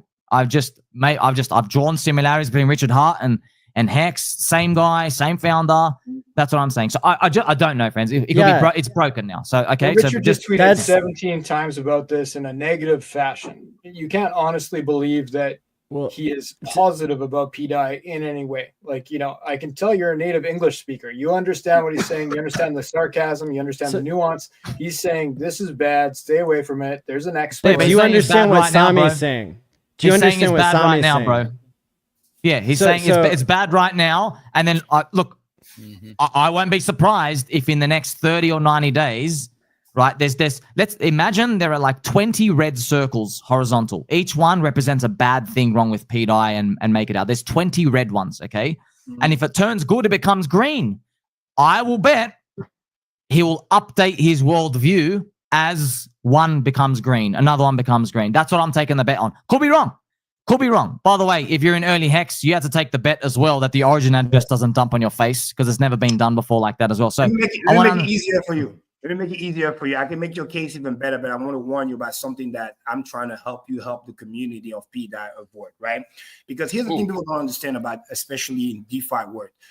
The lower the price go on real DeFi, the less the person can actually truly affect the price. Because again, liquidity is low, but the lower price needs more coin. The lower you go, you need more coin to affect. So if everybody sells and already done, and it's only the guy that manipulates the price, the guy that takes money out involved, if he sells, but more people buy, price will go up. So I'm going to remind you one more important thing about Hex. Inflation, as crazy as it sounds, you can have 100% inflation, 150% inflation, right? Call it a buck, call it whatever you want. Just do math. If you have 150% inflation, but you onboard people at 200 to 300%, price goes up. That's just math. In other words, it doesn't mean that what you're saying or what you're defending is true or not true. It's just math. Hex had 10 times more inflation in the beginning, 100 times even. And even for the first year, we were paying crazy, but the price was going up because when the people come in and they buy the dip of the people selling, price go up. When we start going down, the same as Bitcoin as well. We have had the least inflation that we ever had, but yet because the negative sentiments are switched, only the hardcore believers stayed, of course, and then the other people are getting washed out. Now, us, the hardcore, we still buying, but again, price is going down because although we're buying, we're not able to offset the people who are selling. So again, that's just market movement. To then brings me to you to say, I can make the case for you that the way you're able to shield certain things, that's a compliment, by the way, I want to be very clear. It's so powerful in a certain way that if everybody already sold, the only person that can continue selling is actually the exploiter. If he's selling, let's say 200,000 in pDAI, but then you rally the troop and people are buying a million pDAI, price will go up. But then again, the higher the price starts to go back up, what I just said, reverse. The higher the price, every time it means free money, it's more economic energy. So he's able to push the price down. This is why they turn into bear flags. They rise, right? You get the higher lows, and then that trend breaks, and then all of a sudden, it's a massive red candle. So all I'm saying is the community is there, the belief is there, is how can we help fix this thing once and for all, if it's possible, so that the people don't get the massive red candle later? Because I will say one more thing about Richard Hart that you haven't talked about in your video. If he really wanted to murder this thing, like you say, he had 12 billion pDAI, he could have just sell the entire thing. He hasn't. Good point, bro. Why didn't he? Hold on.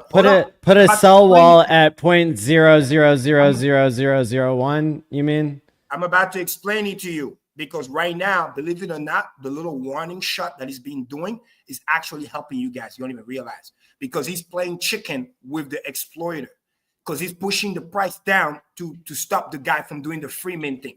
That's the 4D chess you're not even watching. Because if you push it all the way to zero, he already made the joke in one of the tweets. You probably missed it. He's like, bro, this thing has like 300K, 400K liquidity. It's not even worth my time, respectfully. I mean, the guy's worried about Ethereum going up so we can get millions of liquidity and then get DAIs minted because he's using it as collateral to mint more DAI and pump the chain. He ain't worried about 300,000. Number two, you know how people think. So let's hear Sami's response to that before we get into more points. Like, let's have a back and forth.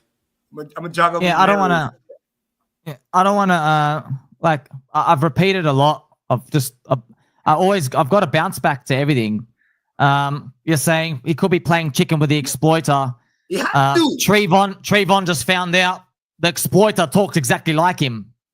Another thing as well. That doesn't mean nothing. Trayvon is known to no friends. I know it doesn't. But also, he could be buying the dip too. I made my video I think 2 days ago. I just had a theory. I was like, well, maybe he's bearish on Ethereum. Maybe he's got to accumulate more of the supply because the collateral of Ethereum can't carry as much as he thought. That's just another one I'm thinking as well. That's a cool theory. Here's the first part for you. Breaking news. When you're bonding liquidity, he's forced to receive coin that he doesn't like. When you set the game, right, and you're the first liquidity provider, and people take their valuable Pulse X, Hex, whatever, and then sell it for pDAI or whatever, what ends up happening is that you end up accumulating the coin that you don't really like, but you end up getting because you're just the one that provided the liquidity. The same way all the coin who got harvested in the beginning, that's why he ended up with a lot of pDAI. That doesn't mean he bought it. That just means that how to set the game. He had to have a bunch of it. And if people are selling it, dumping it to buy the other coin because they're running away, he ends up with a lot of those coins. That doesn't mean he bought it. But I get what you're saying. But again, Kareem, can I? No. Look, the guy. If you can't figure, look. I'm just saying it's believers, okay? There's probably wallets out there accumulating. But look. Kareem, do you know there isn't an inflation bug, sir? Do you know that the supply and it looks like it's going up because it's withdrawing from the vault? Are you aware of that? Yes. You aware of that? Yes, I watched your video about that too. But again, you got to pick the timeline correctly. I know your video. I watch you, bro. I watch you. You said it best. It went down. No.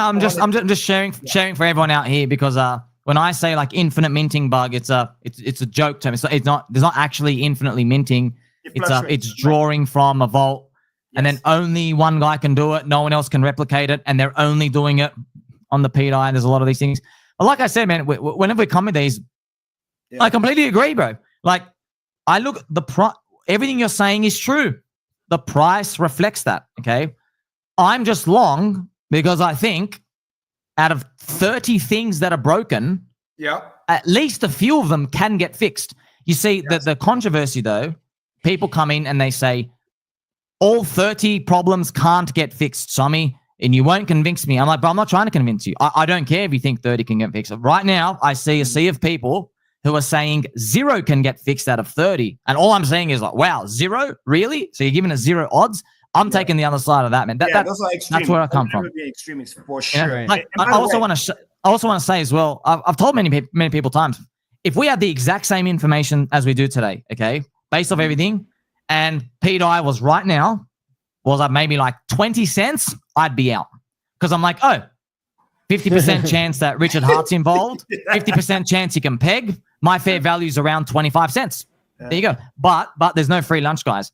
When we get to 20 cents, if we got to 20 cents, okay, it's not going to be like this. There'll be a lot of things moving around. Oh, yeah. Arbitrage bots will kick in. People will bring liquidity just to peg this thing to get the last 2. That's right. Richard might do some tweets. Some things. It's not going to be uncertain like now. The market moves up with certainty and it moves down with uncertainty. You don't get a world where everyone has sold something 90% and you're the magical wizard and you know exactly, you don't get that unless you're literally the orchestrator behind it. There is no perfect answer. It's a matter of faith. That's what I backed you up for that. To your point, speculation is a great part of this whole game, if you want to call it, because without that, You can't get a 10,000 hex or whatever. You have to believe, you have to speculate, you have to explain how it could, keyword, could get there. But again, we got to fix the tech, because this is why I'm telling you about this, the Richard and the 12 billion, because I don't think he has lost completely hope, because again, he prided himself like we are to be really decentralized. We're not trying to be kingmaker and tell this coin shouldn't be this and this coin shouldn't be that. Remember the EHEX scenario? That was the same thing he talked about. He said what he said, but then he didn't just murder the price. Perfect. We got to talk about that, guys. Talk about that. If I thought, guys, a year ago, March 13th, I know the date. I thought there, Crispy. I thought Richard was making a wrong move. How stupid of me. I was getting played. Okay. He knew exactly what he was doing. He was shaking out the weak hands. And here I am standing up. I said, you know what? This isn't right. You shouldn't be doing this, right? And bro, no one even talks about the chart. Do you know if you held talking about EHEX? Yeah, if you held the EHEX and then Richard tweeted, fudded after it, do you know it ran up 60% against Pulse since before he tweeted? Literally. You're welcome. You see what I mean, man? So like, and by the way, he could have killed, he could have killed it with the OA. And by the way, also, BankX had 880 million EHEX. What do they have now? 200 million. So like, that's what I'm saying. But here's the thing, of course, that's why the more we have these combos, another flawed the more we protocol. have sorry, say that again, sir. And BankX was another flawed protocol that Pulse Chain hasn't done well with. That's right. So right now we have just on YouTube live, there's a poll and it's asking who's winning the pDAI debate. I don't know if we're having a debate, but like two sides are being presented, right? Two sides are being presented. So the choices are pro pDAI and against pDAI. And my hope is that this truly reflects like that the community is coming together to have like an intelligent conversation. Maddie, So we added to the I'm option. very grateful. I'd like to I'm say very Crispy. grateful that everybody's here. I'd like to say a couple things. Can you guys not interrupt me for a minute? Let me just do this. I think for everybody listening, right, I think we have come to some conclusions, right, which I think are accurate, that this is DeFi. People can do what they want. We all agree that if there's a problem, I think we agree if there's a problem, maybe somebody should do something to fix whatever the problem is. For people who are listening, we know that to the extent that we have all the facts, pDAI is broken, quote unquote, at the moment, broken. So nobody can tell you for certainty that it's going to go to $1, right? So we know that, right? So if you are going into pDAI, you do it with the knowledge that this is DeFi, you do what you're going to do as a user. You're taking the risk. You're taking the risk, right? All right. That's one set of problems. The other set of problems is the draining of the LP. If that's truly a problem, it isn't all these users necessarily have to talk to, because they're putting value in, somebody's taking value out. Who has the $1 million worth of value up there that's willing to let it get drained? And that's happening, right? So somebody's getting drained. Maybe they're getting drained underneath that belief. But again, this is DeFi. And if they're taking the pulse out and they're converting it to stables, that's within their rights to do it, right? So I'm not really sure what we can do, because it's DeFi. We're able to, share information with people. Maybe people should stop. I don't know, but nevertheless, right? I mean, invest in your own risk. Do your own risk. Do your own research. Yeah, like I said, all valid points. That's why the price is where it is. When you invest, you don't invest for today. You invest for what the world might look like in 12 months from now. So I'm long. People ask me, why are you long? And I say, well, I see 30 things broken, and I think there will be at least one thing fixed in the next 24 months.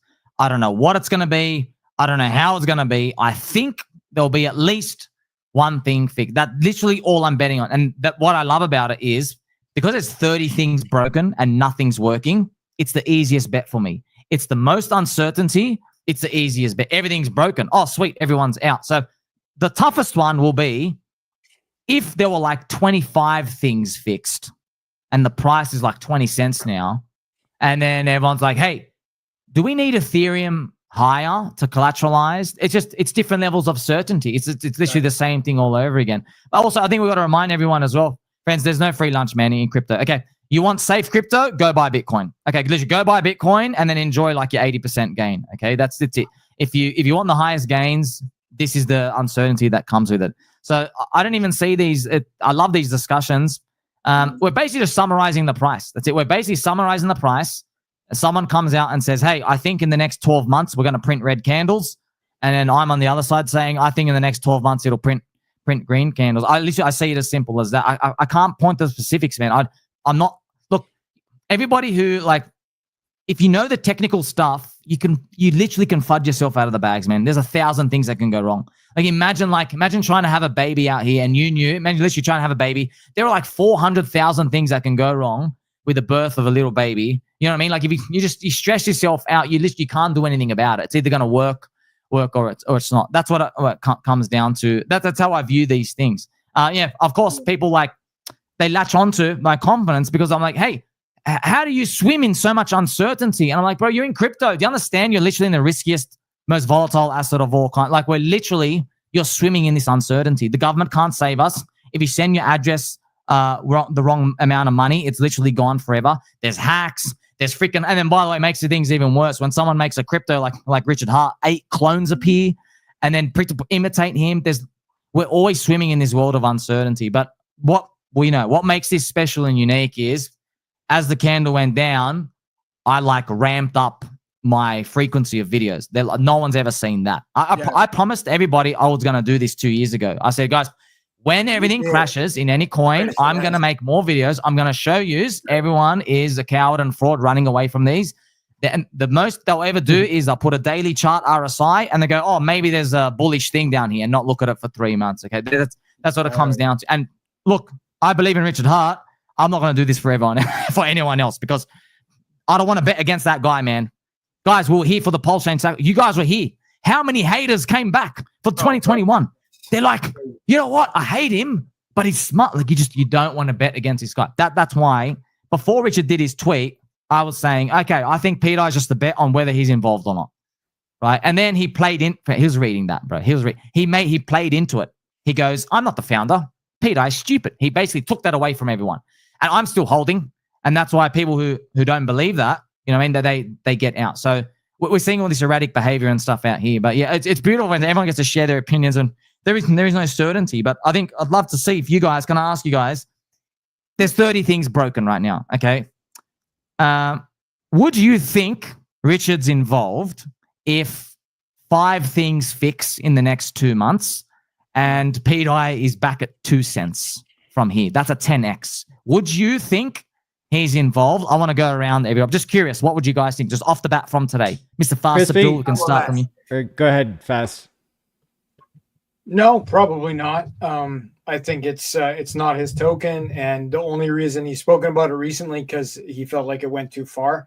Normally, his risk diode is he does not talk about things he thinks are unfavorable, and he broke that on this one because I think he just snapped. So I don't think he's going to touch it. I don't think he's going to fix it. I think if there's any success in terms of fixing it, it's going to have to come from the community somewhere. So for my game theory on whether Richard whether, you know, if pDAI is much more successful in the near future, having some things fixed and the price is 2 cents, would I guess that Richard is behind fixing it or behind it? And my answer to that is that I think the game theory of Richard would really suggest like there's. I think that it's more impressive if this chain can be decentralized for Richard. And so there's a reason why he's probably doing things hands off more than just the idea that like, you know, maybe he could be developing pDAI in secret in order to like make it more successful. Like I'm hearing that that's part of the narrative and like, yeah, if something's done in secret, then you don't know it. And if you, and I think it's really fun. And part of the reason we do these shows for 226 weeks now in a row is because it is so fun to speculate on like, what will Richard do? And like, you know, what's the secret game theory that is being hinted at from time to time? And so, so I think it's a really good question. Personally, I would be very surprised if Richard was, you know, behind it, even if things get fixed. But I'm even more certain that I think Richard would be proud of the community fixing it themselves and of like the decentralization narrative to like go great. Now, the last point I'll make is that we have like really great examples in the past of the whole time that Pulse Chain was being developed and the whole time that Hex was being developed, where Richard, he wanted to hear people's best theories in like, he was consuming all of the best ideas that the community could come up with, and he was acting on those. And so that's why I encourage people, when you do have like, you know, a really good game mechanic or game theory, or like if you have a fix to something, write an essay about it on Twitter, you know, make a YouTube video about it, and get other people talking about it, because that's the evidence that we do have of what Richard does get involved in, is things that that people are bringing good ideas. Can I just quickly say before we go to Crispy, he's got you by the balls, man. Well done, Richard. If you're gonna watch this, well done. Because if you asked me, do you think people would believe it's randomly by chance if the price recovered and not I'm involved? If I was in the room with him, I'm like, dude, bro, the coin went down 98%. Everything on this chain dies after 98%. If it goes back up, they'll figure out it's you. And I'm literally watching it in real time. You go, nah, could be by chance. It's going to look like an organic Federation DAO comes in. They're going to buy the maker tokens. They're going to vote. They're going to do stuff. I love his. It's working. It's making me more bullish. I guess that's why he's a billionaire and I'm not. Please continue, Mr. ChrispyMan. Mr. Moderator, please repeat the question.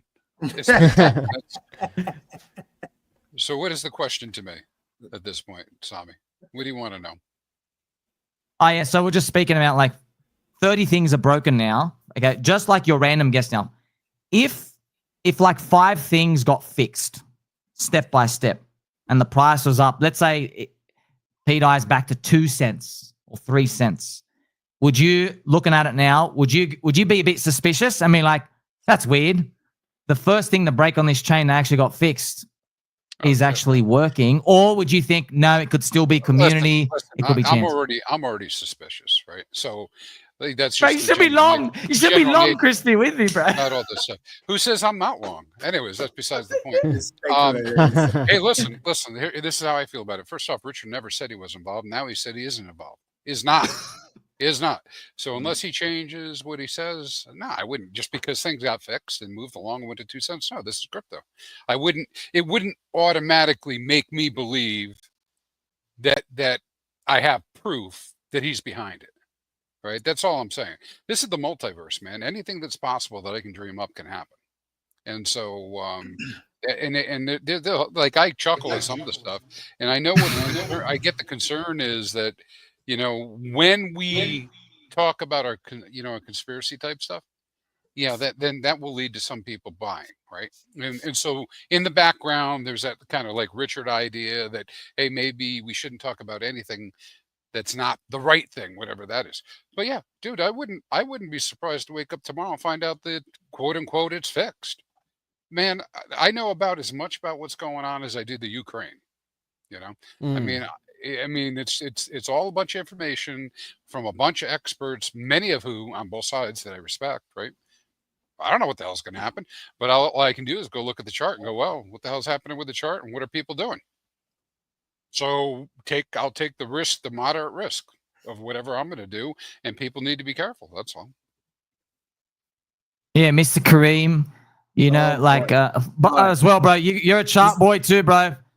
The Hex, the pDAI. I got you. You don't have to guess me. I'll tell you. Okay, I'll even give you a bonus how to get there, right? Which is cool. But I really want you to pay attention to what I'm about to say. It's very important. And I want to apologize ahead of time. It's going to be a little long-winded. So it goes back to what you were saying earlier, right? A lot of those things in life, it's not extreme, this or that. And I wish, Maddie, that poll that you ran earlier, I wish we can add a third option, because I want to even propose a third option. It could actually potentially help move things forward, because I like to fix things, not just complain or this or that. I was like, how can we fix it? So number one, very important, like Crispy perfectly said it, I don't think Richard is involved. That being said, he has said multiple times, and we also too, there's something about updating your worldview. That only happened when you deserve it, when you actually show the market and people are like, listen, we're serious. We're not going away. we're trying to fix this. Because there's a lot of people in life, problems, they talk about fixing it, and it gets too hard, and then they bounce. And there's people who are diehard, who stay, who fix it, and then they go on that revenge, I told you so, and people come back. But because they earned that right. You have to earn the right for Richard to potentially change his worldview. Hear exactly what I said. That means right now, not involved, right now, not interested. But if you earn that right, because he's like me, we can't ignore data. pDAI has onboarded people to Pulse Chain. That is a fact. We have Pulse Chain. It's not just Hex. So we have to welcome new people coming in. We were literally talking about it at Vegas, how we're trying to get a new project to come and this and that. We have to share the love to some degree. And we would love to share the love with things who have core value like we are, long-term believer, not just going to come here, cheat the community, take the liquidity and bounce. That's why back in the day, we were liking Hijron, because same thing, core value, how to amplify what's already there.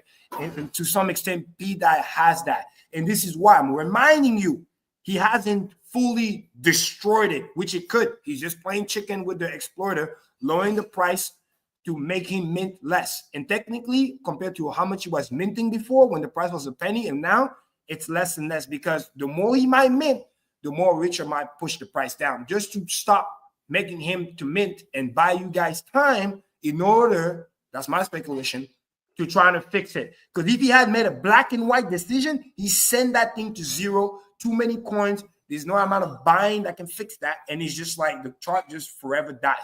We're trying to avoid that. Which brings me to the next point, which is solution, right? How do we get to the solution? Number one, like myself, please, let's slow down the narrative of Richard this, Richard that. Nobody likes it, especially myself, Richard is saying, when we're being, quote unquote, told what we said when we're actually good communicators. We said what we said. Let's stop interpreting. Because when you do that, you create a reactional effect, and now people don't want to help you. They're going to be like, oh, since you're going to manipulate what I'm saying, then I'm not going to fucking help you. See you later. Bye.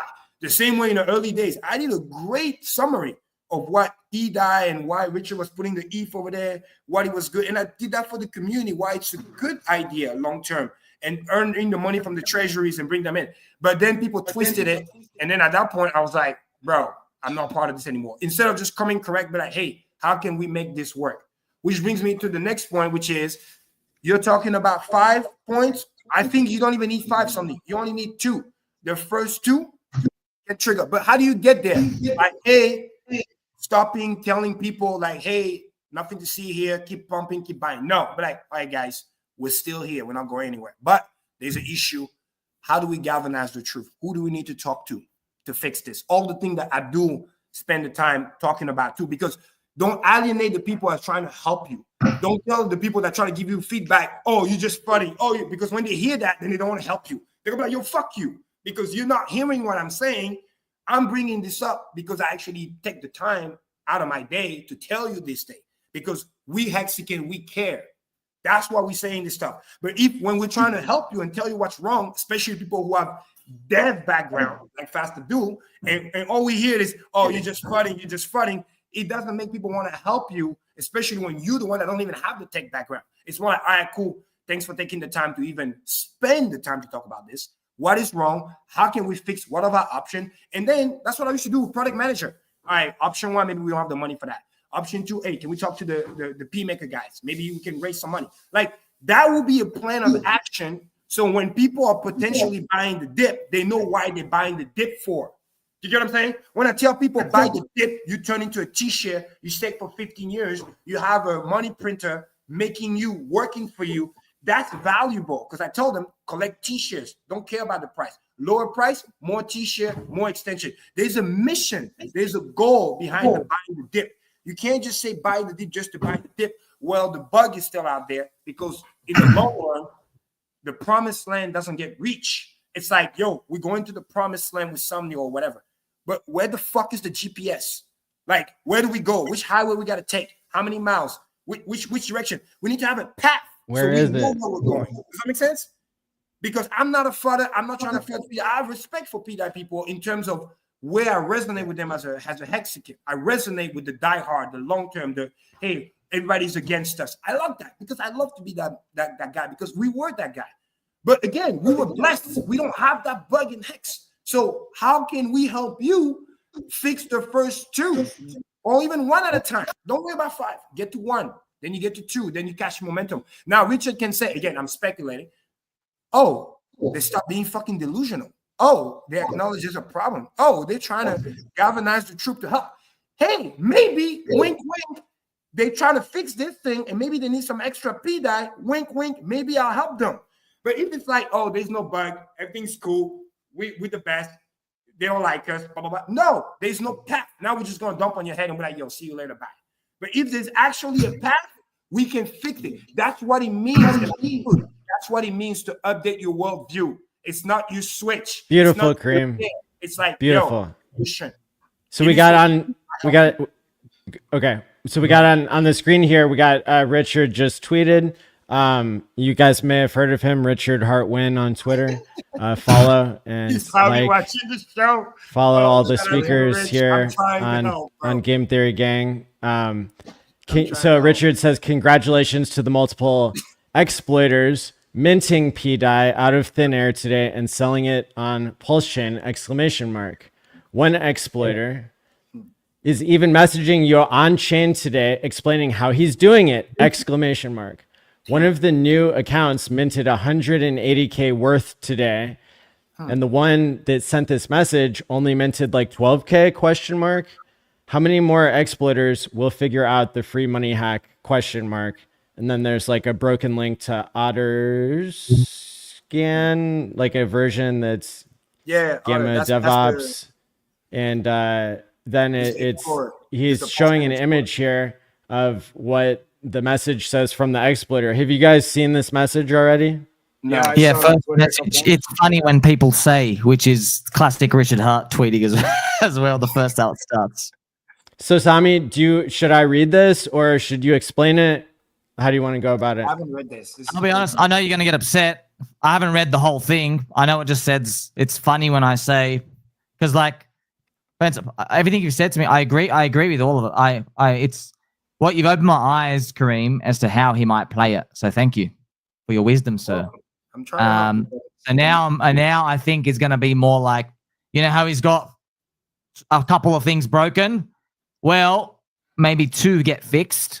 And the third one, he's going to be like, no. Let's see how much the community really wants to fix it. Are they going to go message Brett, Pulse Chain Dev? Are they going to make a DAO? Are they going to go and ask for stuff? Decentralized. By the way, the community already has stuff like that. They made the Pulse Maker website. Everybody tracks the debt. We've all learned slowly how MakerDAO works and all these things. So, come on, bro. It's like, so he's awkward. Like, it's going to work out. He's orchestrating something. I've realized it early in my mind. I get my position now. Everything you said, sir, we're going to be doing.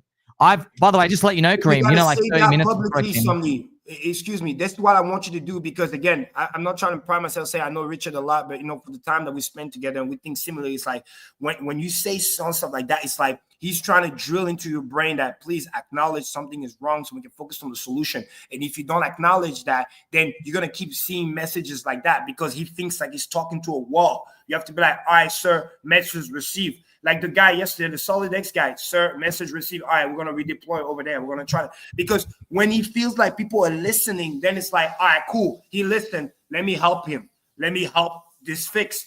Because clearly the exploiter is still exploiting. So if we don't acknowledge what's happening, he's going to keep sending messages like that. Like, see, it's happening. Well, so no one's been able to, isn't it a whitelist address that's able to do this stuff? We've looked at, you got to understand as well, bro.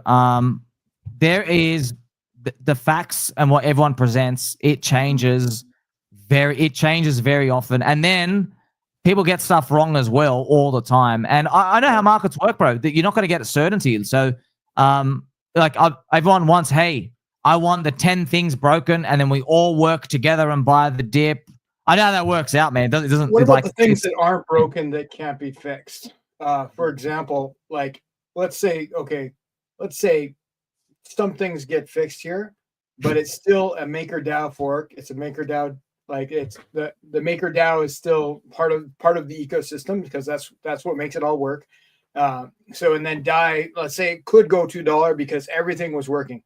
You're still creating a stable coin on the Pulse chain that the founders, controllers token holders of the maker DAO could shut down at any time. Why would you make a stablecoin that somebody else could shut down at any time? So I have a feeling that Richard is not speaking to us through the blockchain, but speaking to us through Twitter right now. So I'm going to keep reading the additional tweets that he's putting out. Just coincidentally at this time that we happen to be having a live conversation. Right. Okay. So this is an add-on to the one that I just read. And it says, why can't they just, the exploiter, why can't they just send it to zero instantly like most inflation bugs? Well, this bug requires you know how to use DeFi contracts that don't have front ends. Few people do. And it might require you to get an entire block of gas all to yourself to run all the transactions you need. Good point. Who's the real final boss? Oh, great question. Well, if you look at the liquidity, LOL, it looks like if someone can mint a tropa out of thin air, in quotes, I don't know, in quotes, I know nothing about it, they can harvest 2 billion pDAI out of the liquidity in their PulseX pair. In parentheses again, LOL, the coin only had 6 billion total supply at the fork. That's true. Or well, if any of the maker guys wants to come over and edit the contracts, they could infinitely mint as well. So I wonder what the conclusion is that's supposed to be reached from all this. Like, can we just add, if anyone's curious at home, because I'm learning just as much as you guys. We got people because we're making progress. Yeah, it's good because I want everyone to just know a tropa. How did that 3 billion pDAI get there? Okay, why is it bonded? Maria sniffed out what Richard was doing really early, and he's like, I believe, bro. I believe so hard. I'm getting all the supply. So then he bonded it with it. Okay, so that's where the tropa. I heard a different narrative. I need you to convey. Pause, please. I heard he bought at the fork the wrong DAI and got screwed with the coin, and then that's why he decided to come up with the Atropa narrative. Again, I'm just telling you, I got info from multiple places. But how does it? No, he can't.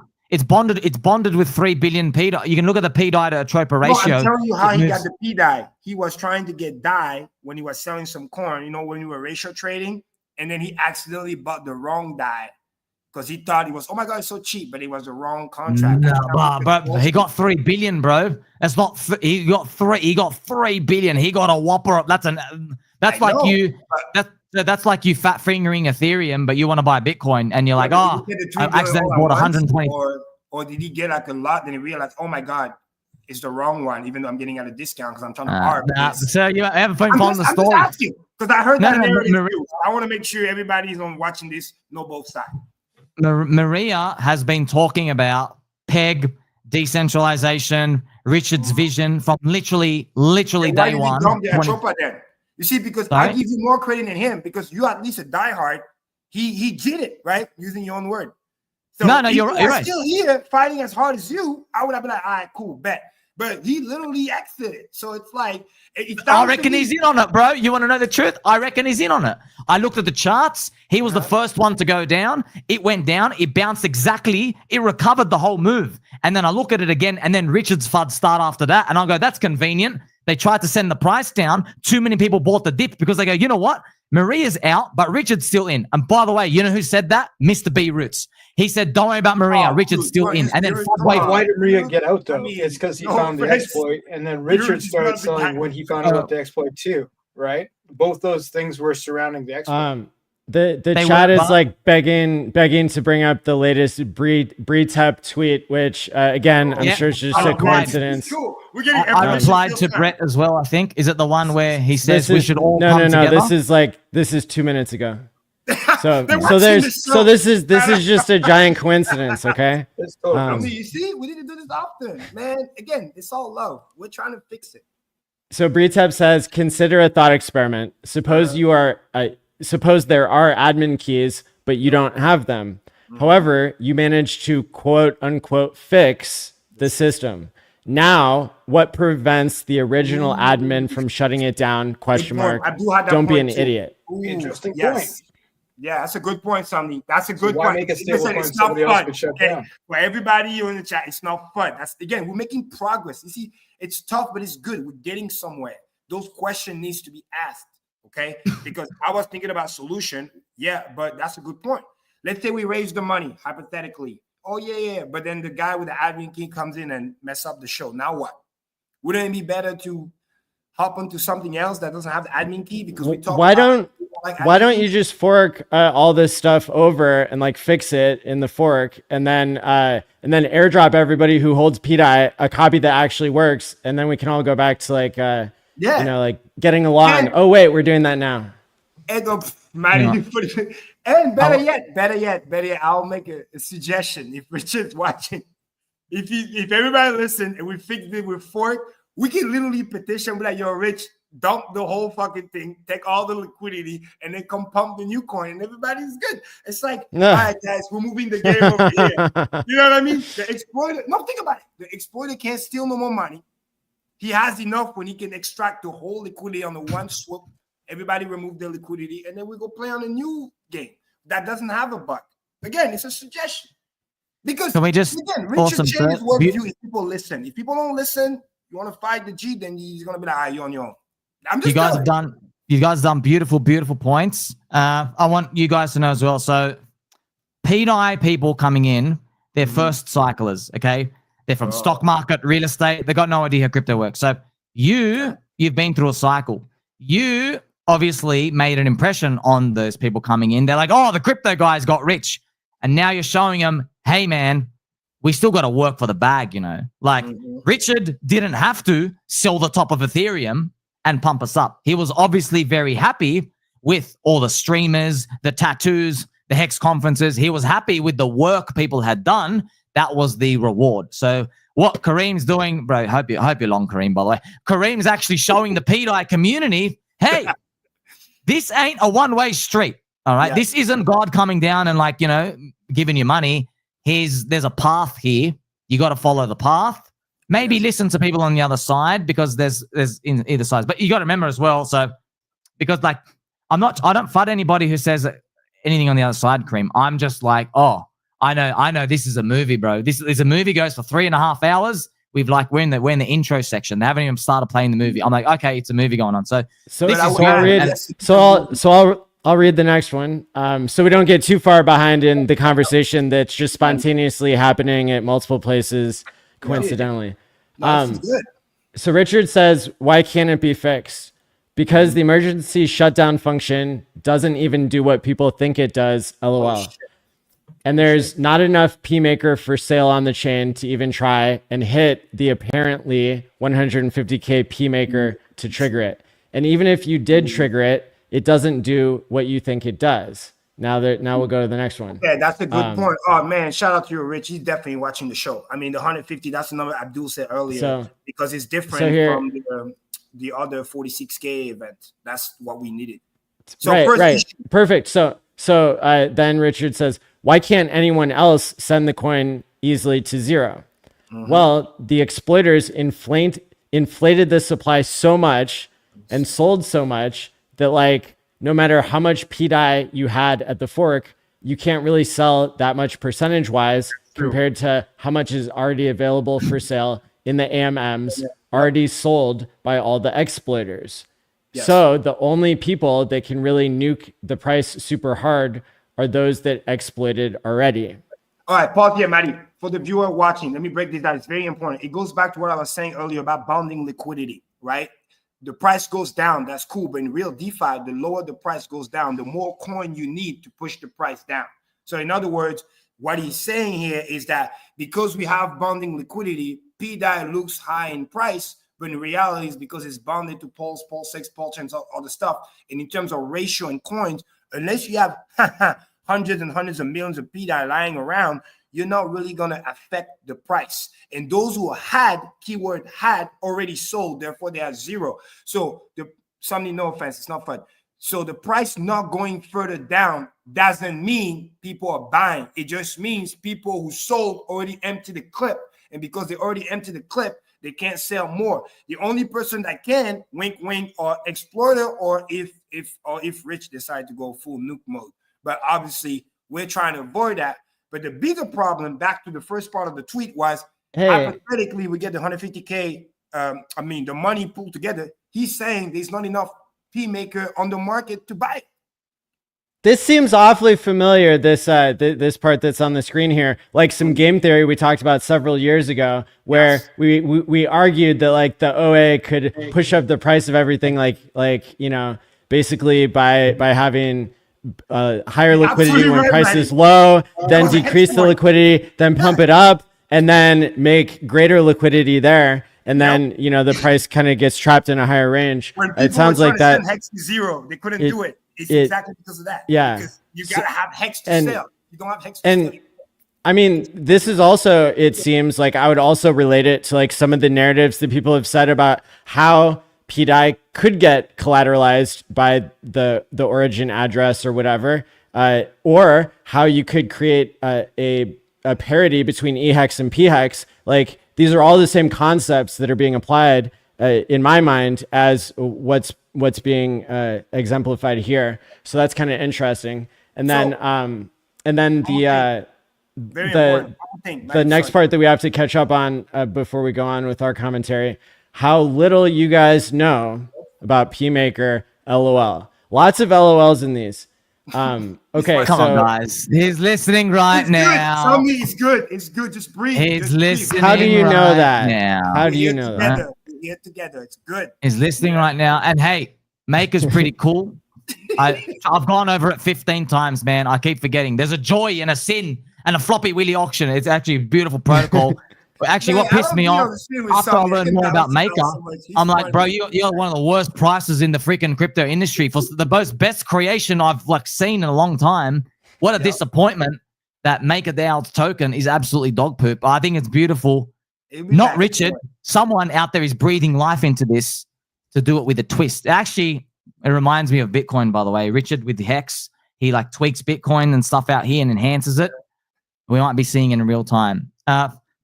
Look, man, I see a lot of info, and this is beautiful. We've gone through a lot, friends. Because people want to know, how do you look at this stuff like that? Where's the answer? I'm like, man, there's too much energy. There's too many people. There's too many believers. The community wants it to work. We all believe. We're going to find an answer. We'll make an answer. This is why I'm here, something. Because I know what you're, and I said that earlier. When people hit the belief structure, when they hit that sign mode, there's no matter what you said to them, it's not gonna work. Why? Because I'm that guy. Like, you don't have to even explain. I already know how you feel and what's going on. Why I'm here, it's my superpower, is I'm able to synthesize all this information, keep it in simple terms, be like, how to help this guy win. Because if sometimes, boys, the code is just the code.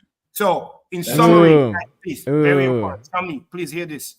Rich is giving valuable content here. The reason why he said there's not enough PMaker available to purchase, I'm reading between the line, potentially. That's a humble speculation.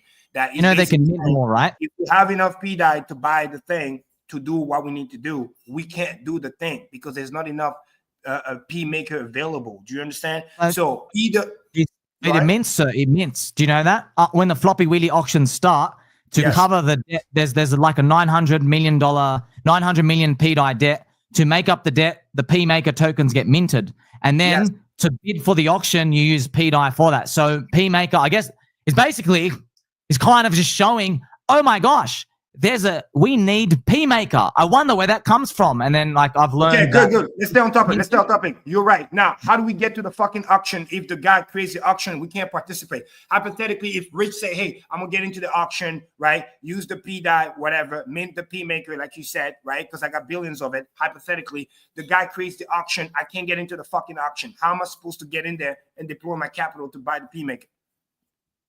Good question. Get in the auction, it's me. You're talking to me. I got you, but we gotta make it make sense. Right. You can't just talk around. Maybe he wants. This is the real question. That's what he said. Forget the fluff. He's not against you. He's just bringing you facts. Saying like, we can't buy it. Maybe that's what he wants. How do you fix it? How do you fix it then? $10. So Maddie, can we take a look at the overview of the emergency shutdown? That was the part that Richard said we didn't understand. Ooh, okay. Good point. Thank you, Abdul, because I want to learn that because I don't know either. So there's 2 pages that cover that here. The last slide of the 4, and then an earlier slide. So this is just kind of an overview that says, I mean, these are extremely detailed, like, books that tell you how this stuff works if your brain can handle all that interrelated stuff all at the same time. But here's the slide that says the overview of the shutdown process.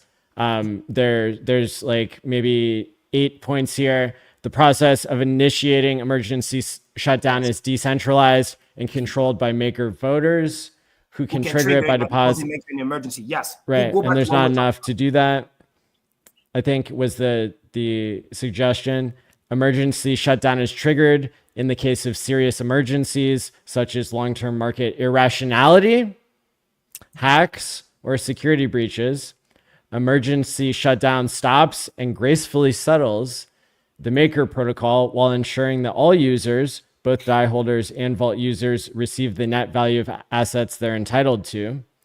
Vault owners can retrieve excess collateral from their vaults immediately after an initialization of emergency shutdown. They can do this via vault front ends such as Oasis Borrow that have emergency shutdown support implemented, as well as via command line tools. Yes. DAI Somebody, holders, real quick, sorry to stop here so people can digest. So the key goal here is to create the emergency shutdown. Earlier, I even watched a tweet explaining for somebody that broke it down with Grok. The only way we can get to the shutdown is literally if we don't have admin keys, because technically we don't, is by, again, the decentralized way with the voters. The problem is we need to get to the 150K makers because that's how they deposit the maker, the P maker, to then create the emergency shutdown. And what Richard is saying is that we don't have 150K potentially to buy right now. Now, that's the first hurdle. The second thing is, because I'm trying to be solution oriented. okay, Let's say Kareem, you're doing an excellent job. Multiple people have pointed out that you're breaking this down so that everybody can understand it. I want to hit Richard's latest tweets so we don't fall 20 minutes behind in the conversation. We have to respect everybody's time, even though we're not speaking through the blockchain per se, but we have to validate some of these transactions here before they drop off in the validator. So here he says, if you buy pDAI, you're basically just enriching the guys that know how to manipulate this system with no front ends, or the PMaker holders. I bet there will be more and more of those extractors as they see the easy and free money. They can mint for basically free what you have to pay money to get. So like LOL. Now next, so that was 9 minutes ago. Next tweet, 7 minutes ago. Read the documents if you wish. And this is the makerdao.com document that describes the DAI and collateral redemption during emergency shutdown. That's what you show. Richard says, why do I break the links? ? Because apparently X penalizes you for including the links. Hey, that's really smart. Cool. Thanks for the tip, Richard. Now for the TLDR, which we've all been waiting for, peanut brains like myself, pDAI had 6 billion supply at fork. Now it has 24 billion. Yes. You didn't get that inflation. Exploiters did. Why do you think they'll stop exploiting now? LOL. Why would you buy this trash? There's better trash. LOL. Why play Russian roulette versus all the hackers and PMaker holders? Good point. Influencers, just make your own coin called pDAI if you want and shill that, and you won't have to share with exploiters. Yes. Hey, and then he might dump the rest and take the liquidity and bring it back to the Pump that tires. Okay, let's go. I would like to point out that I already did that with pDAI. pDAI, Matty, that was funny. That was witty, but that was funny what you did with that died part, like DIED. Come on now. Anyway, the stuff Richard's saying that it seems fairly definitive to me that he is very, very against this. That's how I interpret it. Yes. Oh, wait. Can I just say something, Maddie? Go ahead. Can I just quickly say something? Yeah. Did you guys hear what I've been talking about to help the pDAI guys who are uncertain? Do you know what I was saying for the past literally 36 hours? I said, this is funny. Look, I made a tweet like 2 hours ago. I said, actually, you can get it up right now. Richard Hart didn't lie. He said it's broken now, but he didn't say it can never get fixed. He never said that. He also didn't say that he has a pony, and we shouldn't assume he does have a pony, right? I know. Sometimes we draw pony pictures, and that's what makes the blockchain not a security. But so I really think that one lesson to be learned is like, how can things be better than they are now? And that's in part what the question is being asked, is like, how can we fix this? Yes. So takeaways, Maddie, please. So like I'll put a challenge out there for people, and I'll say we have lots of versions of DAI now, and we have lots of believers. For me, I saw, we had pDAI that's being exploited. We have pump tires DAI that is like something like 80% of the supply is in the wild, and then pDAI has 80% of the supply locked in time pays me. Now, if that were to lock for 55 years, that would represent a lower inflation than anything, pretty much. So the point is not to buy or not buy that. The point is, I think we should be competing to make better products, and the best, the best product should win.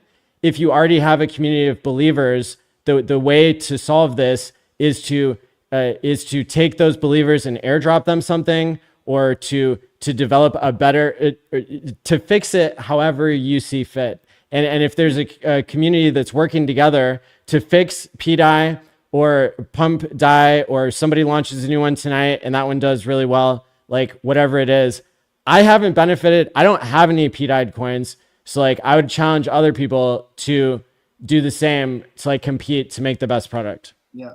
All right. My turn, please. Maddie, little parenthesis. That would have been a great, but you called the thing pDAI. So that kind of up to a rough start. If you tell somebody the thing died already, they might probably. Hey, somebody could do better. That's what I'm saying. Somebody could do better. Good.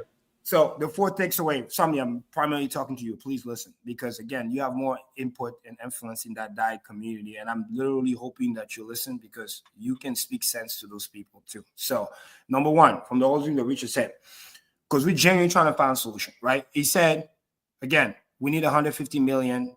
That thing is not up for sale, so we can't get that. And then we don't have any connects with the P maker, aka maker people, wells, whatever, because like you said, all that extra inflation, we didn't get that. So those people are not trying to help us out.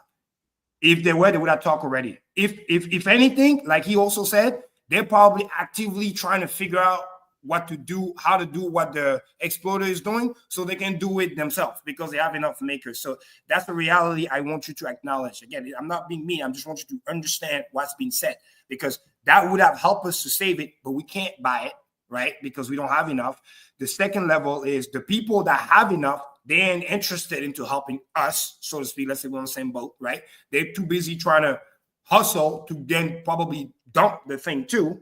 Number 3, we already acknowledged that the price is already as low as it gets. It can't get lower because, again, just bonding liquidity and number of coin. And as soon as somebody mints more, the minter, he's just going to use everybody as exit liquidity. And then number 4, we don't have, again, the admin keys. Not saying that it's even needed, because even if you have the admin keys, the way the decentralized protocol is set is that whoever has the 150K or whoever can create the auction and be the sole participant of the auction, you can have gazillion pDAI or maker. If you can't participate in the auction, you're not in on the grift, and they will be the one always grifted, which then tells me, I'm sorry to say this, but it's to get that 1 and 2 fix that we're talking about based on the new data that just got given to us, which again, I'm an honest man. I didn't know this information. It literally, Maddie, shout out to you.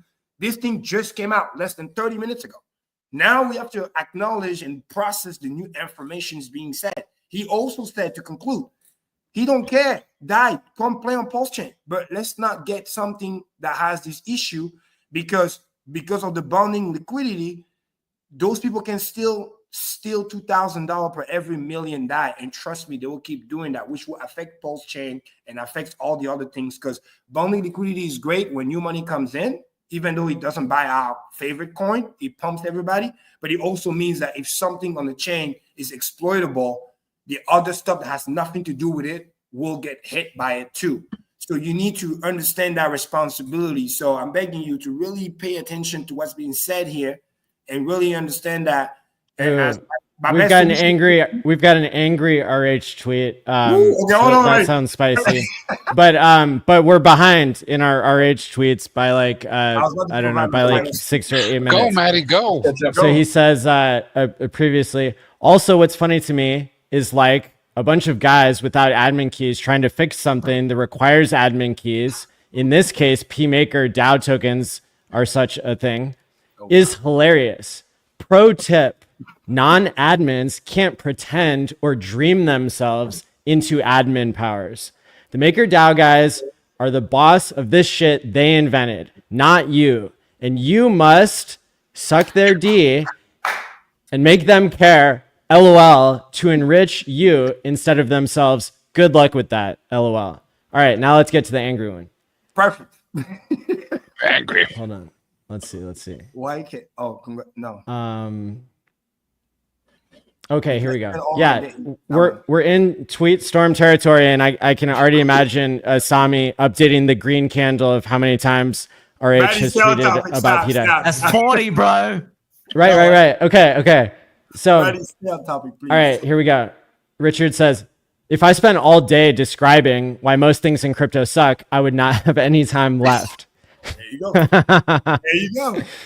There's so very much suck everywhere. I only mention this tiny suck with only 400K of liquidity because I hate to see people get ripped off by exploiters. And I heard that exploiters made over 4 million on this, and that makes me angry. I prefer honest people not give their money to the dishonest. In the end, this is a small coin and doesn't really matter, but I care about justice. Amen. I literally said that like 30 minutes ago about how like it's only 400K. Richard don't care. People say, "Oh, where's Richard?" Like, guys, he got so many other things he had to do. There's so many other coins. Right. That's important. Mm-hmm. So, right. Yeah. My final solution is only the light at the end of the tunnel. Is there more, Maddie? Yep, there's more. But wait, there's more. There's more. But wait. Go ahead. Also, if someone got enough Maker, they could just raise the debt limits and make inflating the pDAI even easier. Why would someone with PMaker not do that and authorize inflation based on depositing a token only they have and that they made up, not just use that new vault to infinite inflate and drain for themselves? By the way, shout out to Alex. That's exactly what Another he said in his tweet. You get to manipulate, play their own game, and then force the liquidation that you will benefit from. That's exactly what he was talking about, Alex from Hedron. Because it's a game that you're the only one playing, which is nuts. Maddie, is there more? Or did we get it all? Oh wait, hold on. There's a subtweet here. A subtweet to the part that said the angry one, like if I spent all my day describing why most things in crypto suck. Okay. Now,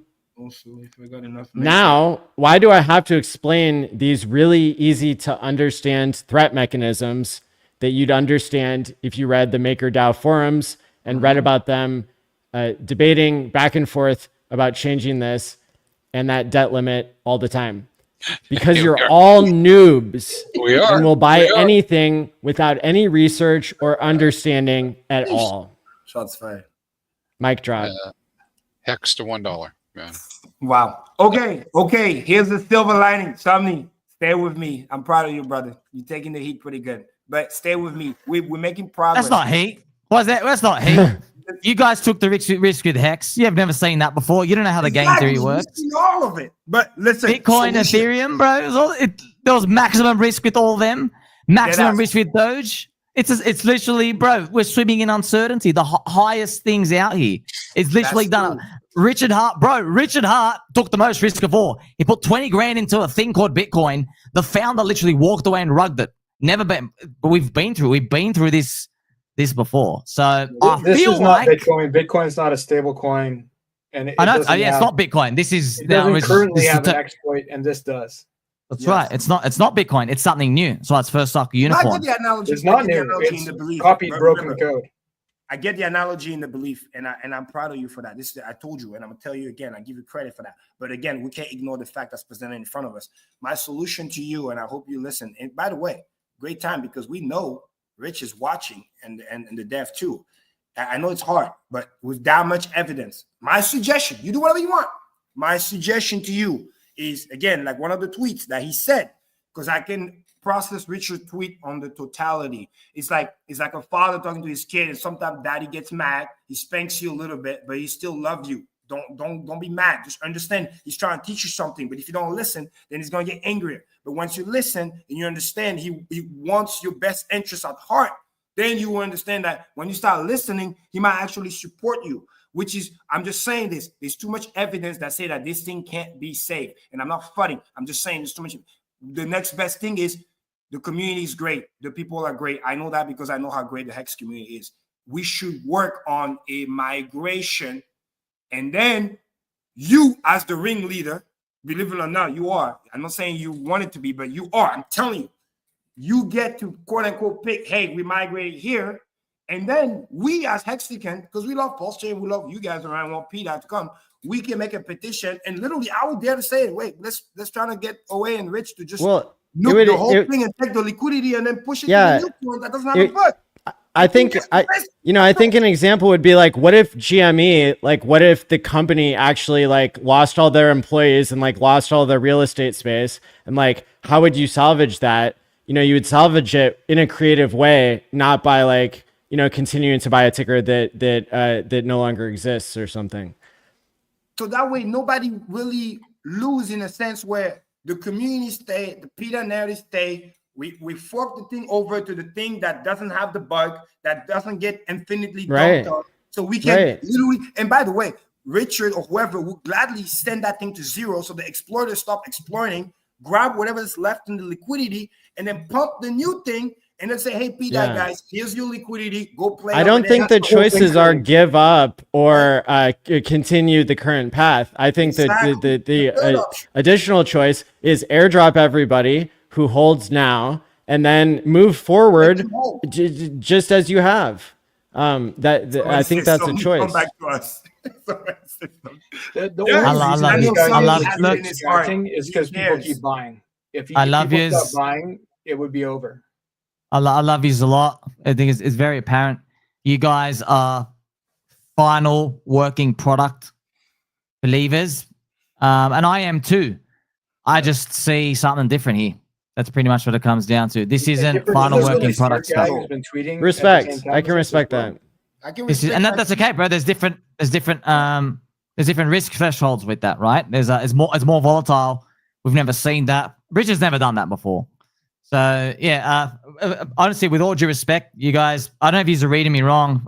I'm not even sweating reading that. I'm just imagining in my head. I'm like, bro, don't make me count how many tweets you've done now, Richie. That's like 45 tweets about like.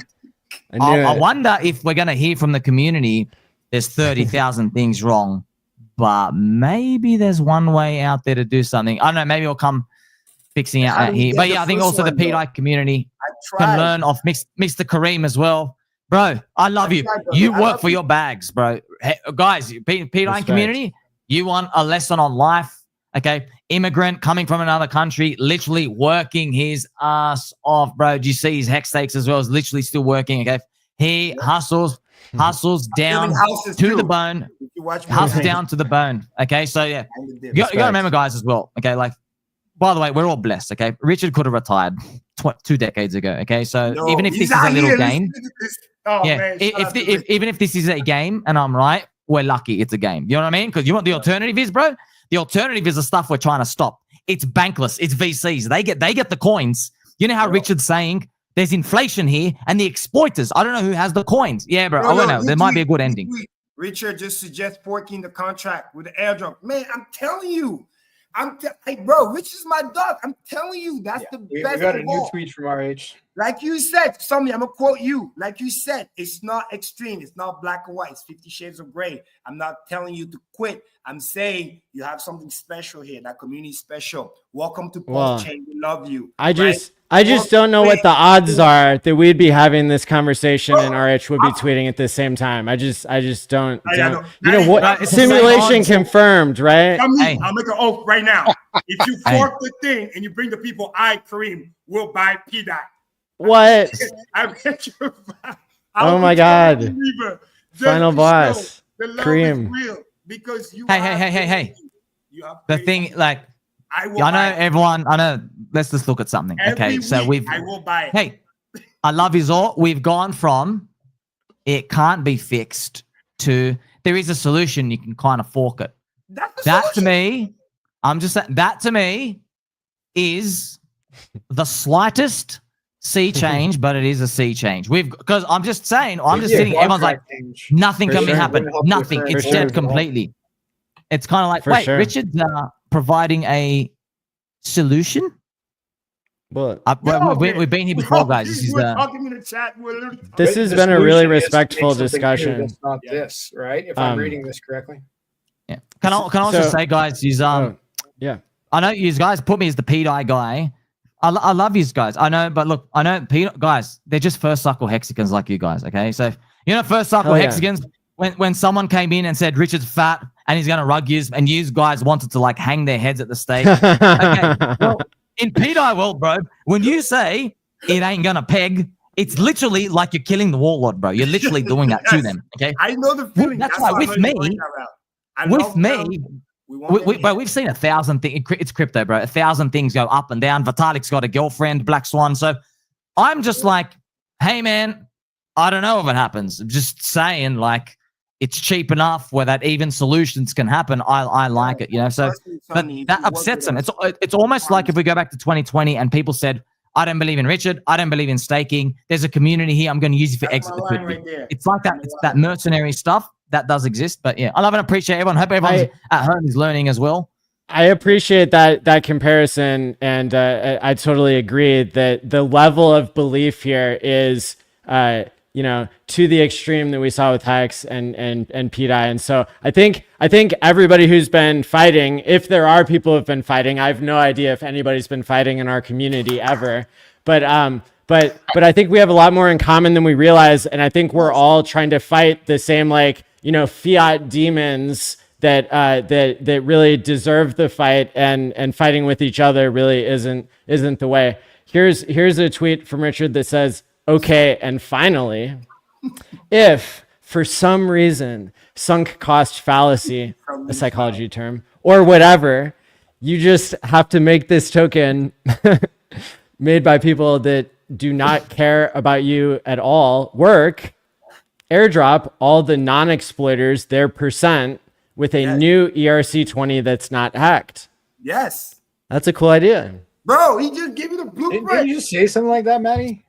You said No. something very similar to that. Nah, Maddie said get a new coin and stuff on zero. This is good. The percentage is the key because what that means for everybody watching, that means if you already own pDAI, you don't lose your positioning because yes, it does suck. New coin, then you gotta go buy it with new money, and the liquidity is low. Now the percentage is cool. It basically says you stay in the same position that you are, and then ideally you get a new coin that doesn't have those problems, and then the game restart where it's at. It's fucking good. It's where everybody gets to, you know, find the middle ground. The 50 Shades of Grey. It's not extremism. We're not about that. We need to stay away from that. It's about finding the middle ground. Look how good this stream has been for the last 2 hours. We found actual solution, which was my goal. Not to come in and call people name and this, that. What the fuck does that do? Because the thing that pisses me the fuck off, yes, I curse, is what Richards also said. The exploiters probably out there laughing at us. Ha ha, look at all those diehard, and I'm still there. Right. Do you know how rare that is to be diehard? Do you know how many fucking ghost chains out there exist? Nobody's there. Nobody cares. We got people that care. I know people like myself, like, bro, they're like working their ass off, like, yo, let me go buy this coin. Yeah, it's going down. Who cares? We're going to be here 15 years because my community, my people, we're here. And pDAI somehow, I'll give that credit, got that Mexican vibe. That's like, yo, I can give that respect because it's not something you tell me. It's something I have to see. I don't know if you guys remember, but Hex actually ran into an existential crisis in 2021. You know, where we came to a fork in the road, so to speak. And I still deeply believe that we will come out stronger than ever, even though the price doesn't reflect that yet. I deeply believe in Pulse Chain and deeply believe in Hex and deeply believe in the people who represent this community that you can't find anywhere else in crypto. So I'm really proud of everybody on the screen, everybody in the community, and everybody who's holding and believing.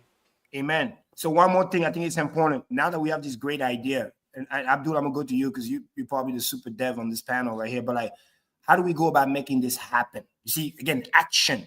What Richard just said with the percentage or whatever. Because again, is it easy to do? Is it hard to do? Is it? And I think that's realistically, like what Richard's likely talking about is not forking MakerDAO and recreating that system.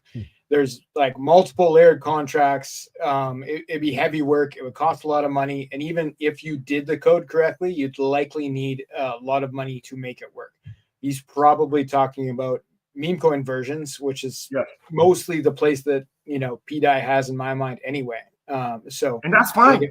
There's enough supply, 24 billion. We don't need more. I think that as far as launching meme coins, like pump.tires works great, burns pulse.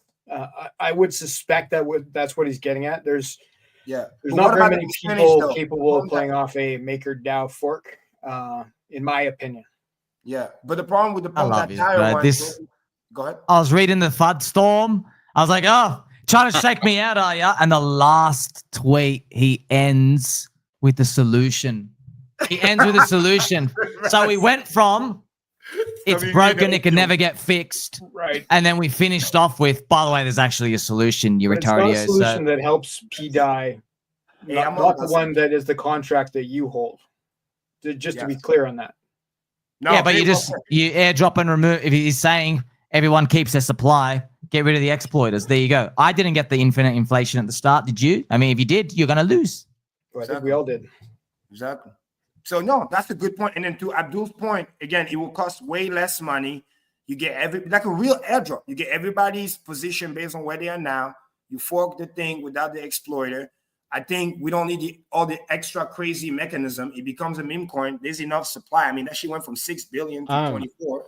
I think it's really important to like throw out there the game theory that like if we don't take the snapshot before RH put out this idea, or whoever put out the idea, we're a decentralized community. Nobody can keep track of what's what. But this idea it should be before, because otherwise people could be buying pDAI right now, giving more money to the exploiter in order to be a part of the airdrop. So see that live on the stream right now. It's for the people before that. Yeah. Buying pDAI now, you ain't gonna get it. Right. So that's kind of cool because if you bought pDAI when it was max terror, wow, you might have just really come out ahead because there might be a buildup in buy pressure between now and whenever those airdrops start to go out. There might be many airdrops to pDAI holders, but I would only get behind ones that are not like paying out the exploiter now. Yeah. Like an airdrop from a month ago or more, like 30 days. No. Just 1 minute before RH tweeted. Okay, well, that makes sense, right? Yeah. Because you want to reward the people who bought into the FUD, but now that we have a solution that people seem, willing to explore, how cool is that we can like stop paying the exploiter at this moment? Why not? That's the most important thing, because if not, people are going to FOMO buy and then the exploiter is going to dump on their head. It has to be before. And more importantly, it's like they get their percentages. And then I'll be the first one to say right here, if Rich is watching, when that gets done, because again, talk is cheap. We need somebody to actually do it. I'll even be the first one to suggest, Rich, just nuke the fucking thing, take the liquidity, and then pump it on the new coin to help the people that's over there. That's it. To be clear, there's zero mention of RH doing an airdrop himself of anything. Yes. We're suggesting community if a community member wants to launch a meme coin that has something to do with this, they could airdrop a group a minute before RH said that. I would strongly recommend that it not be a pump tires token because of the unfair distribution of that. I would say that the most likely candidate for like what the community would recognize, right? Anybody can send anything to all the pDAI holders from 20 minutes ago or whatever the actual timestamp is.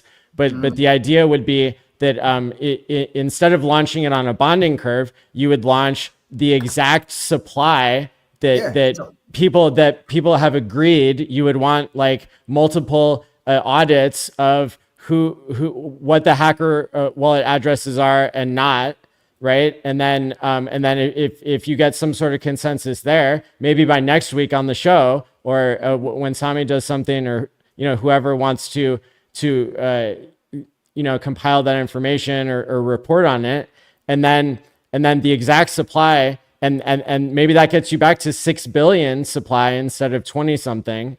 And then the original die supply, yeah. and then you're giving that away without zero going to the person who clicks create the button. And by the way, that person might get like end up like the P maker guy. So like whoever does that is a hero. Whoever clicks that button, maybe they do it anonymously, and we can prove on chain that that they didn't keep any for themselves. And there's no handouts. It's just like it's just a fair distribution. Yeah. So keep the same people, same percentage. Remove all the exploiters, because there could be more than one, Matty. So, and I think there was a list of wallets. So if we catch all of those, and I think even Rich had a post that somebody was showing the list of those exploit wallets.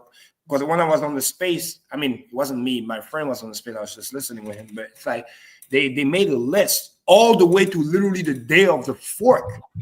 Because when the fork started in 2023, somebody doing some pDAI minting even then. So catch those wallets too, get those out, because they're minting free, whatever, and then distribute the rest. Again, I'm not trying to say it's easy to do, but if that can get done, bro, this thing is back on. And I need to get a word of caution out here. There's a big problem. Cream, this is important.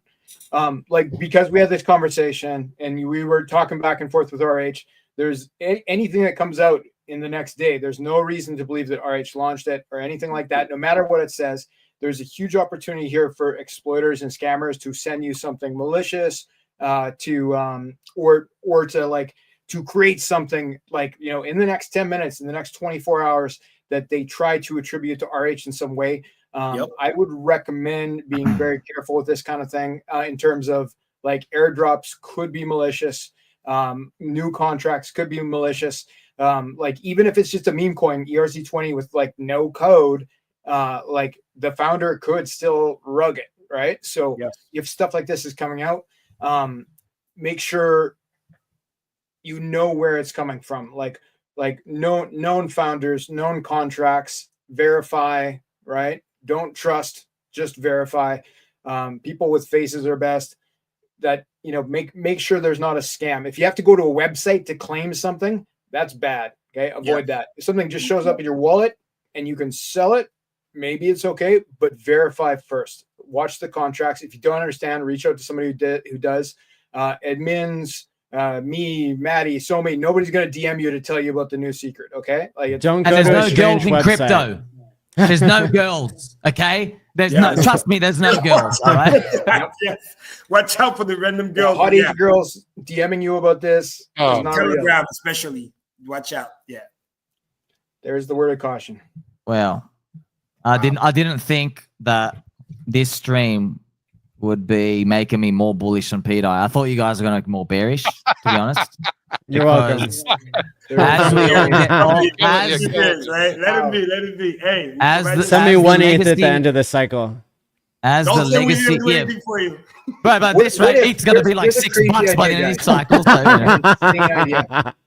what if there was something where you had to send in your pDAI to claim the new token? Would that be good or would that be bad? Bro, that'd be crazy. You fix this, Somni, I'll go ride or die with you. I'll pick up. I love you guys. I feel like he's riding highest of stakes round 2. I feel like the community gets together, the OG hexagons come and show the new blood. You see? Show the new blood. Hey, you got to work for your bags, guys. You got to work. And then someone out here who's not involved tweets, maybe there's a solution out there. And now everyone's, by the way, my Telegram's already going nuts. Oh, so there is a solution. People, because people are new, man, they really don't know how crypto works. They're just like, wow, but I heard it was broken, because they're new. They don't know. They think like, it's funny. It's happening like in real time. I'm seeing people's comments. And now everyone's excited about what's the solution? What's the solution? Let's go talk and leaders and founders and do all these. That's a DAO. That's great energy. It shows that, and this is what we do this for. Like we genuinely want to help those people. And somebody, that's big responsibility for you. But here's your silver lining. Here's karma, whatever you want to call it. Like you got to take it and run it and really again, solution, got to find a group of dev or a dev that's able to do this. B, you got to watch it like a hawk to make sure people get the right. You don't have to pay a dev. You just have to have a consensus on the list of addresses. And then anybody, and somebody should do it in private, because as I alluded to before, the creator of pDAI, right? The creator of pDAI died mysteriously, was murdered. Okay. And so whoever clicks the button to create the token should probably, do it privately. And then people can check the blockchain to make sure that that it was done correctly. But that's the clicking the button is the easy part, other than the fact that the government might end you. And the hard part is getting a list of wallets that doesn't have the exploiter on it. Now, if you get even close to that, you're in great shape. Even if it's 8 billion or 6 billion or whatever, but it would really suck to leave anybody out. But that'll be where the argument will be, is like, well, here are some wallets and we don't know if it's the exploiter or not. But the fact that that this caught us by surprise, and we're kind of announcing like a roadmap of how people might do this is cool, because I think that stops the exploiter from having a way to work around what we just proposed. And Matty, like you said, if it's an airdrop, the cool part is people don't have to do anything. And like Abdoul say, you don't have to go click nothing. It's just, you got the wallet, boom, you're on the list, boom, whatever you had, boom, you get it. Just kind of like how we got our Pulse chain. It wasn't like we had to go click somewhere. It was already in the wallet. So I think that's the best approach. And then finding, again, the block about a minute before when Richard did a tweet. So whatever wallet manipulation could be happening right now, it don't matter, because we can just backdate it to that 1 minute and then remove the exploiters, of course. What should it be called? Ooh, well, yeah, we can't.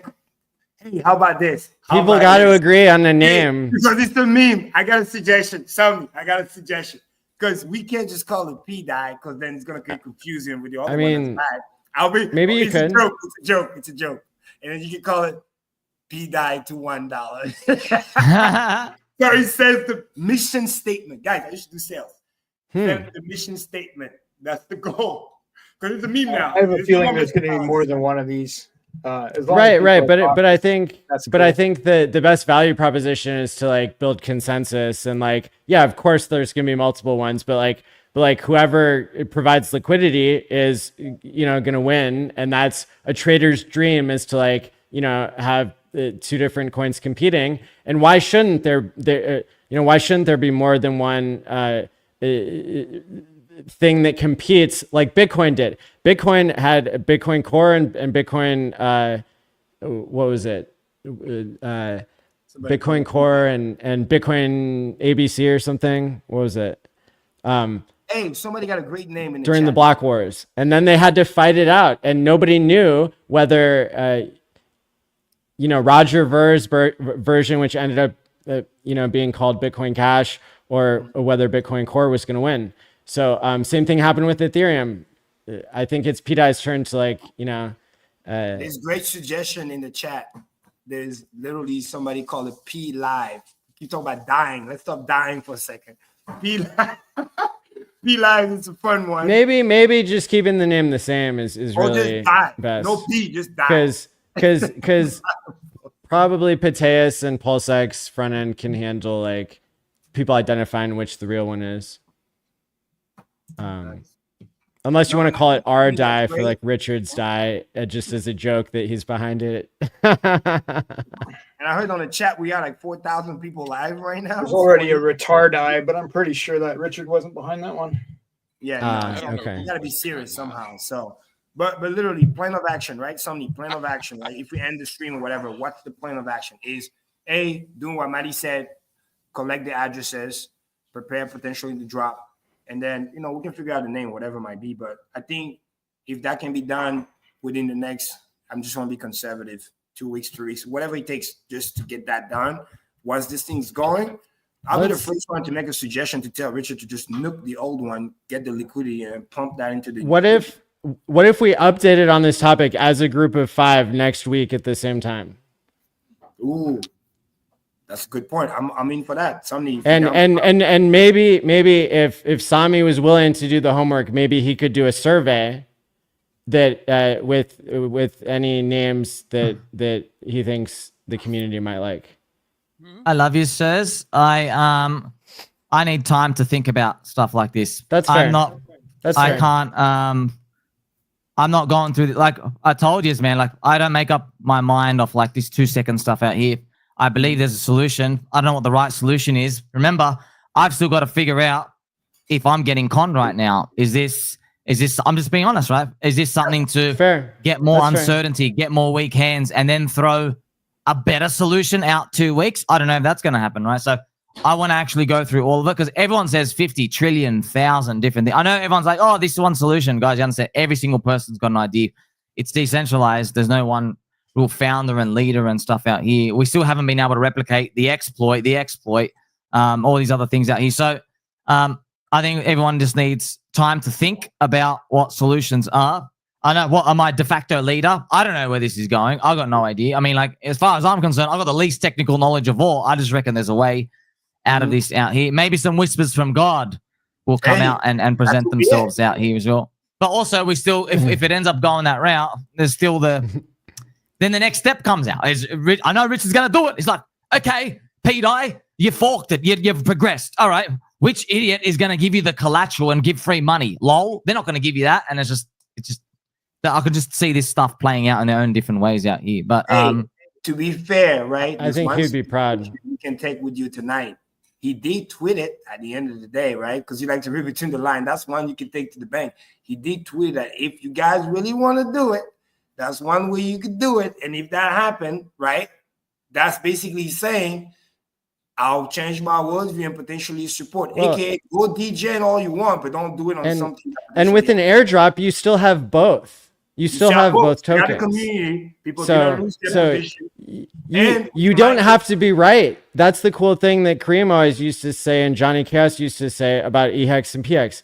If you don't ratio trade and you just hold your positions, you don't have to be right. Wow, look at you, Matty. Yes. And by the way, that was your answer. Somebody, how do you do the 60x against Pulse? It's exactly because of that army of people that listen to what I've said. Guys, we got free copies. We don't have to pick. We hold it down. This is why EX pumped, because the shoulder of giants were here. We never dumped. The real ones, the what I call the margin, they panicked and they sold and they listened to, no offense, Crypto Sparkbook at the time. Oh, pick a side, all this bullshit. The real ones, we never switch because hex is hex. It works just fine. And that's why EHEX never went to zero, because we hold it down. So when he pumped back up, we were just right there. I may have added some to my position too, because why not? It's cheap. Because I love hex. Hex is hex. But that's why I'm trying to tell you, it has to come with solution-oriented, knowing the code is safe. Because I don't feel comfortable being diehard about something when I know an exploiter is out there. It just doesn't feel right. We got to get that guy out. Then we can go hardcore. I think like the conversation will continue as it must, like beyond the five of us and like, all of that. And so I really want to emphasize, like, everybody has the opportunity to, like, take care of yourselves. Like, this has been kind of like, a really significant historic moment in Pulse Chain history. And I'm like, again, I want to say I'm like really grateful to everybody in the community, whether you agree or disagree and whatever side you're on. Like, this is a really cool example of how, people can have an honest conversation. And so, like with that in mind, we've had an amazing episode, and I want to thank everybody watching, whoever that might be, and everybody watching. And so just going around the room real quick, maybe you guys can say where people can find you and, any final thought you have as we wrap up here. Fast Abdoul, you're on mute. I guess we'll start with me. Fast Abdoul, co-founder of 2Fucks and founder of Ink Printer. You can find me all over Telegram and Twitter. I will never DM you. All DMs are scams. Everybody be careful out there, especially when there's exciting stuff like this going on. Thank you. Respect. Crispy? Hey, don't come find me. But be kind to everybody. That's all. I love it. Kareem? Nice. Well, on Twitter at Your Magic, you can see on the stream, or on Instagram, Kareem Crypto 555. If you want to follow me on a day-to-day. But again, I want to thank everybody for being here. And remember, sometimes it's not about picking a side. You know, we can all agree to disagree. And I said sometimes it's not important just to be right. It's okay to be understood so people can understand where you're coming from. Not everything is a scam. But if we can come together as a community, remember, that's our strength, pulse chain. Nobody can replicate what we have. And if we can keep the liquidity in-house, make everybody rich, and we can all be good, that's why I want to solve for it. You know, the time of pointing fingers is already past. Let's find a solution if there is some there. And, you know, if somebody agree to come back next week, hopefully after he thinks about it, we'll be here to help. You know, if not, it is what it is, but we're here to help if the help is sound. So thank you. Oh yeah, and I wanted to reemphasize that like the invitation is open to Sami, but like it's fine if you do or don't want to join next week. We'll be here as always. And Sami, go ahead. Yeah, your friend Sami, you know where to find me in the trenches. Soy boy free zone, please. No crying in the casino. We're on team win. I don't know what the solution is, but I know we're gonna win. Okay, I don't know how we're gonna get there. We're gonna make it. I love you all, friends. I'm gonna catch you very soon. Respect. We'll be watching. Thanks, Tommy. Then I'll just close it out by saying, my friend. Thanks again for watching, and until next time, stay wisely, my friends, and peace out. Peace. What a great show.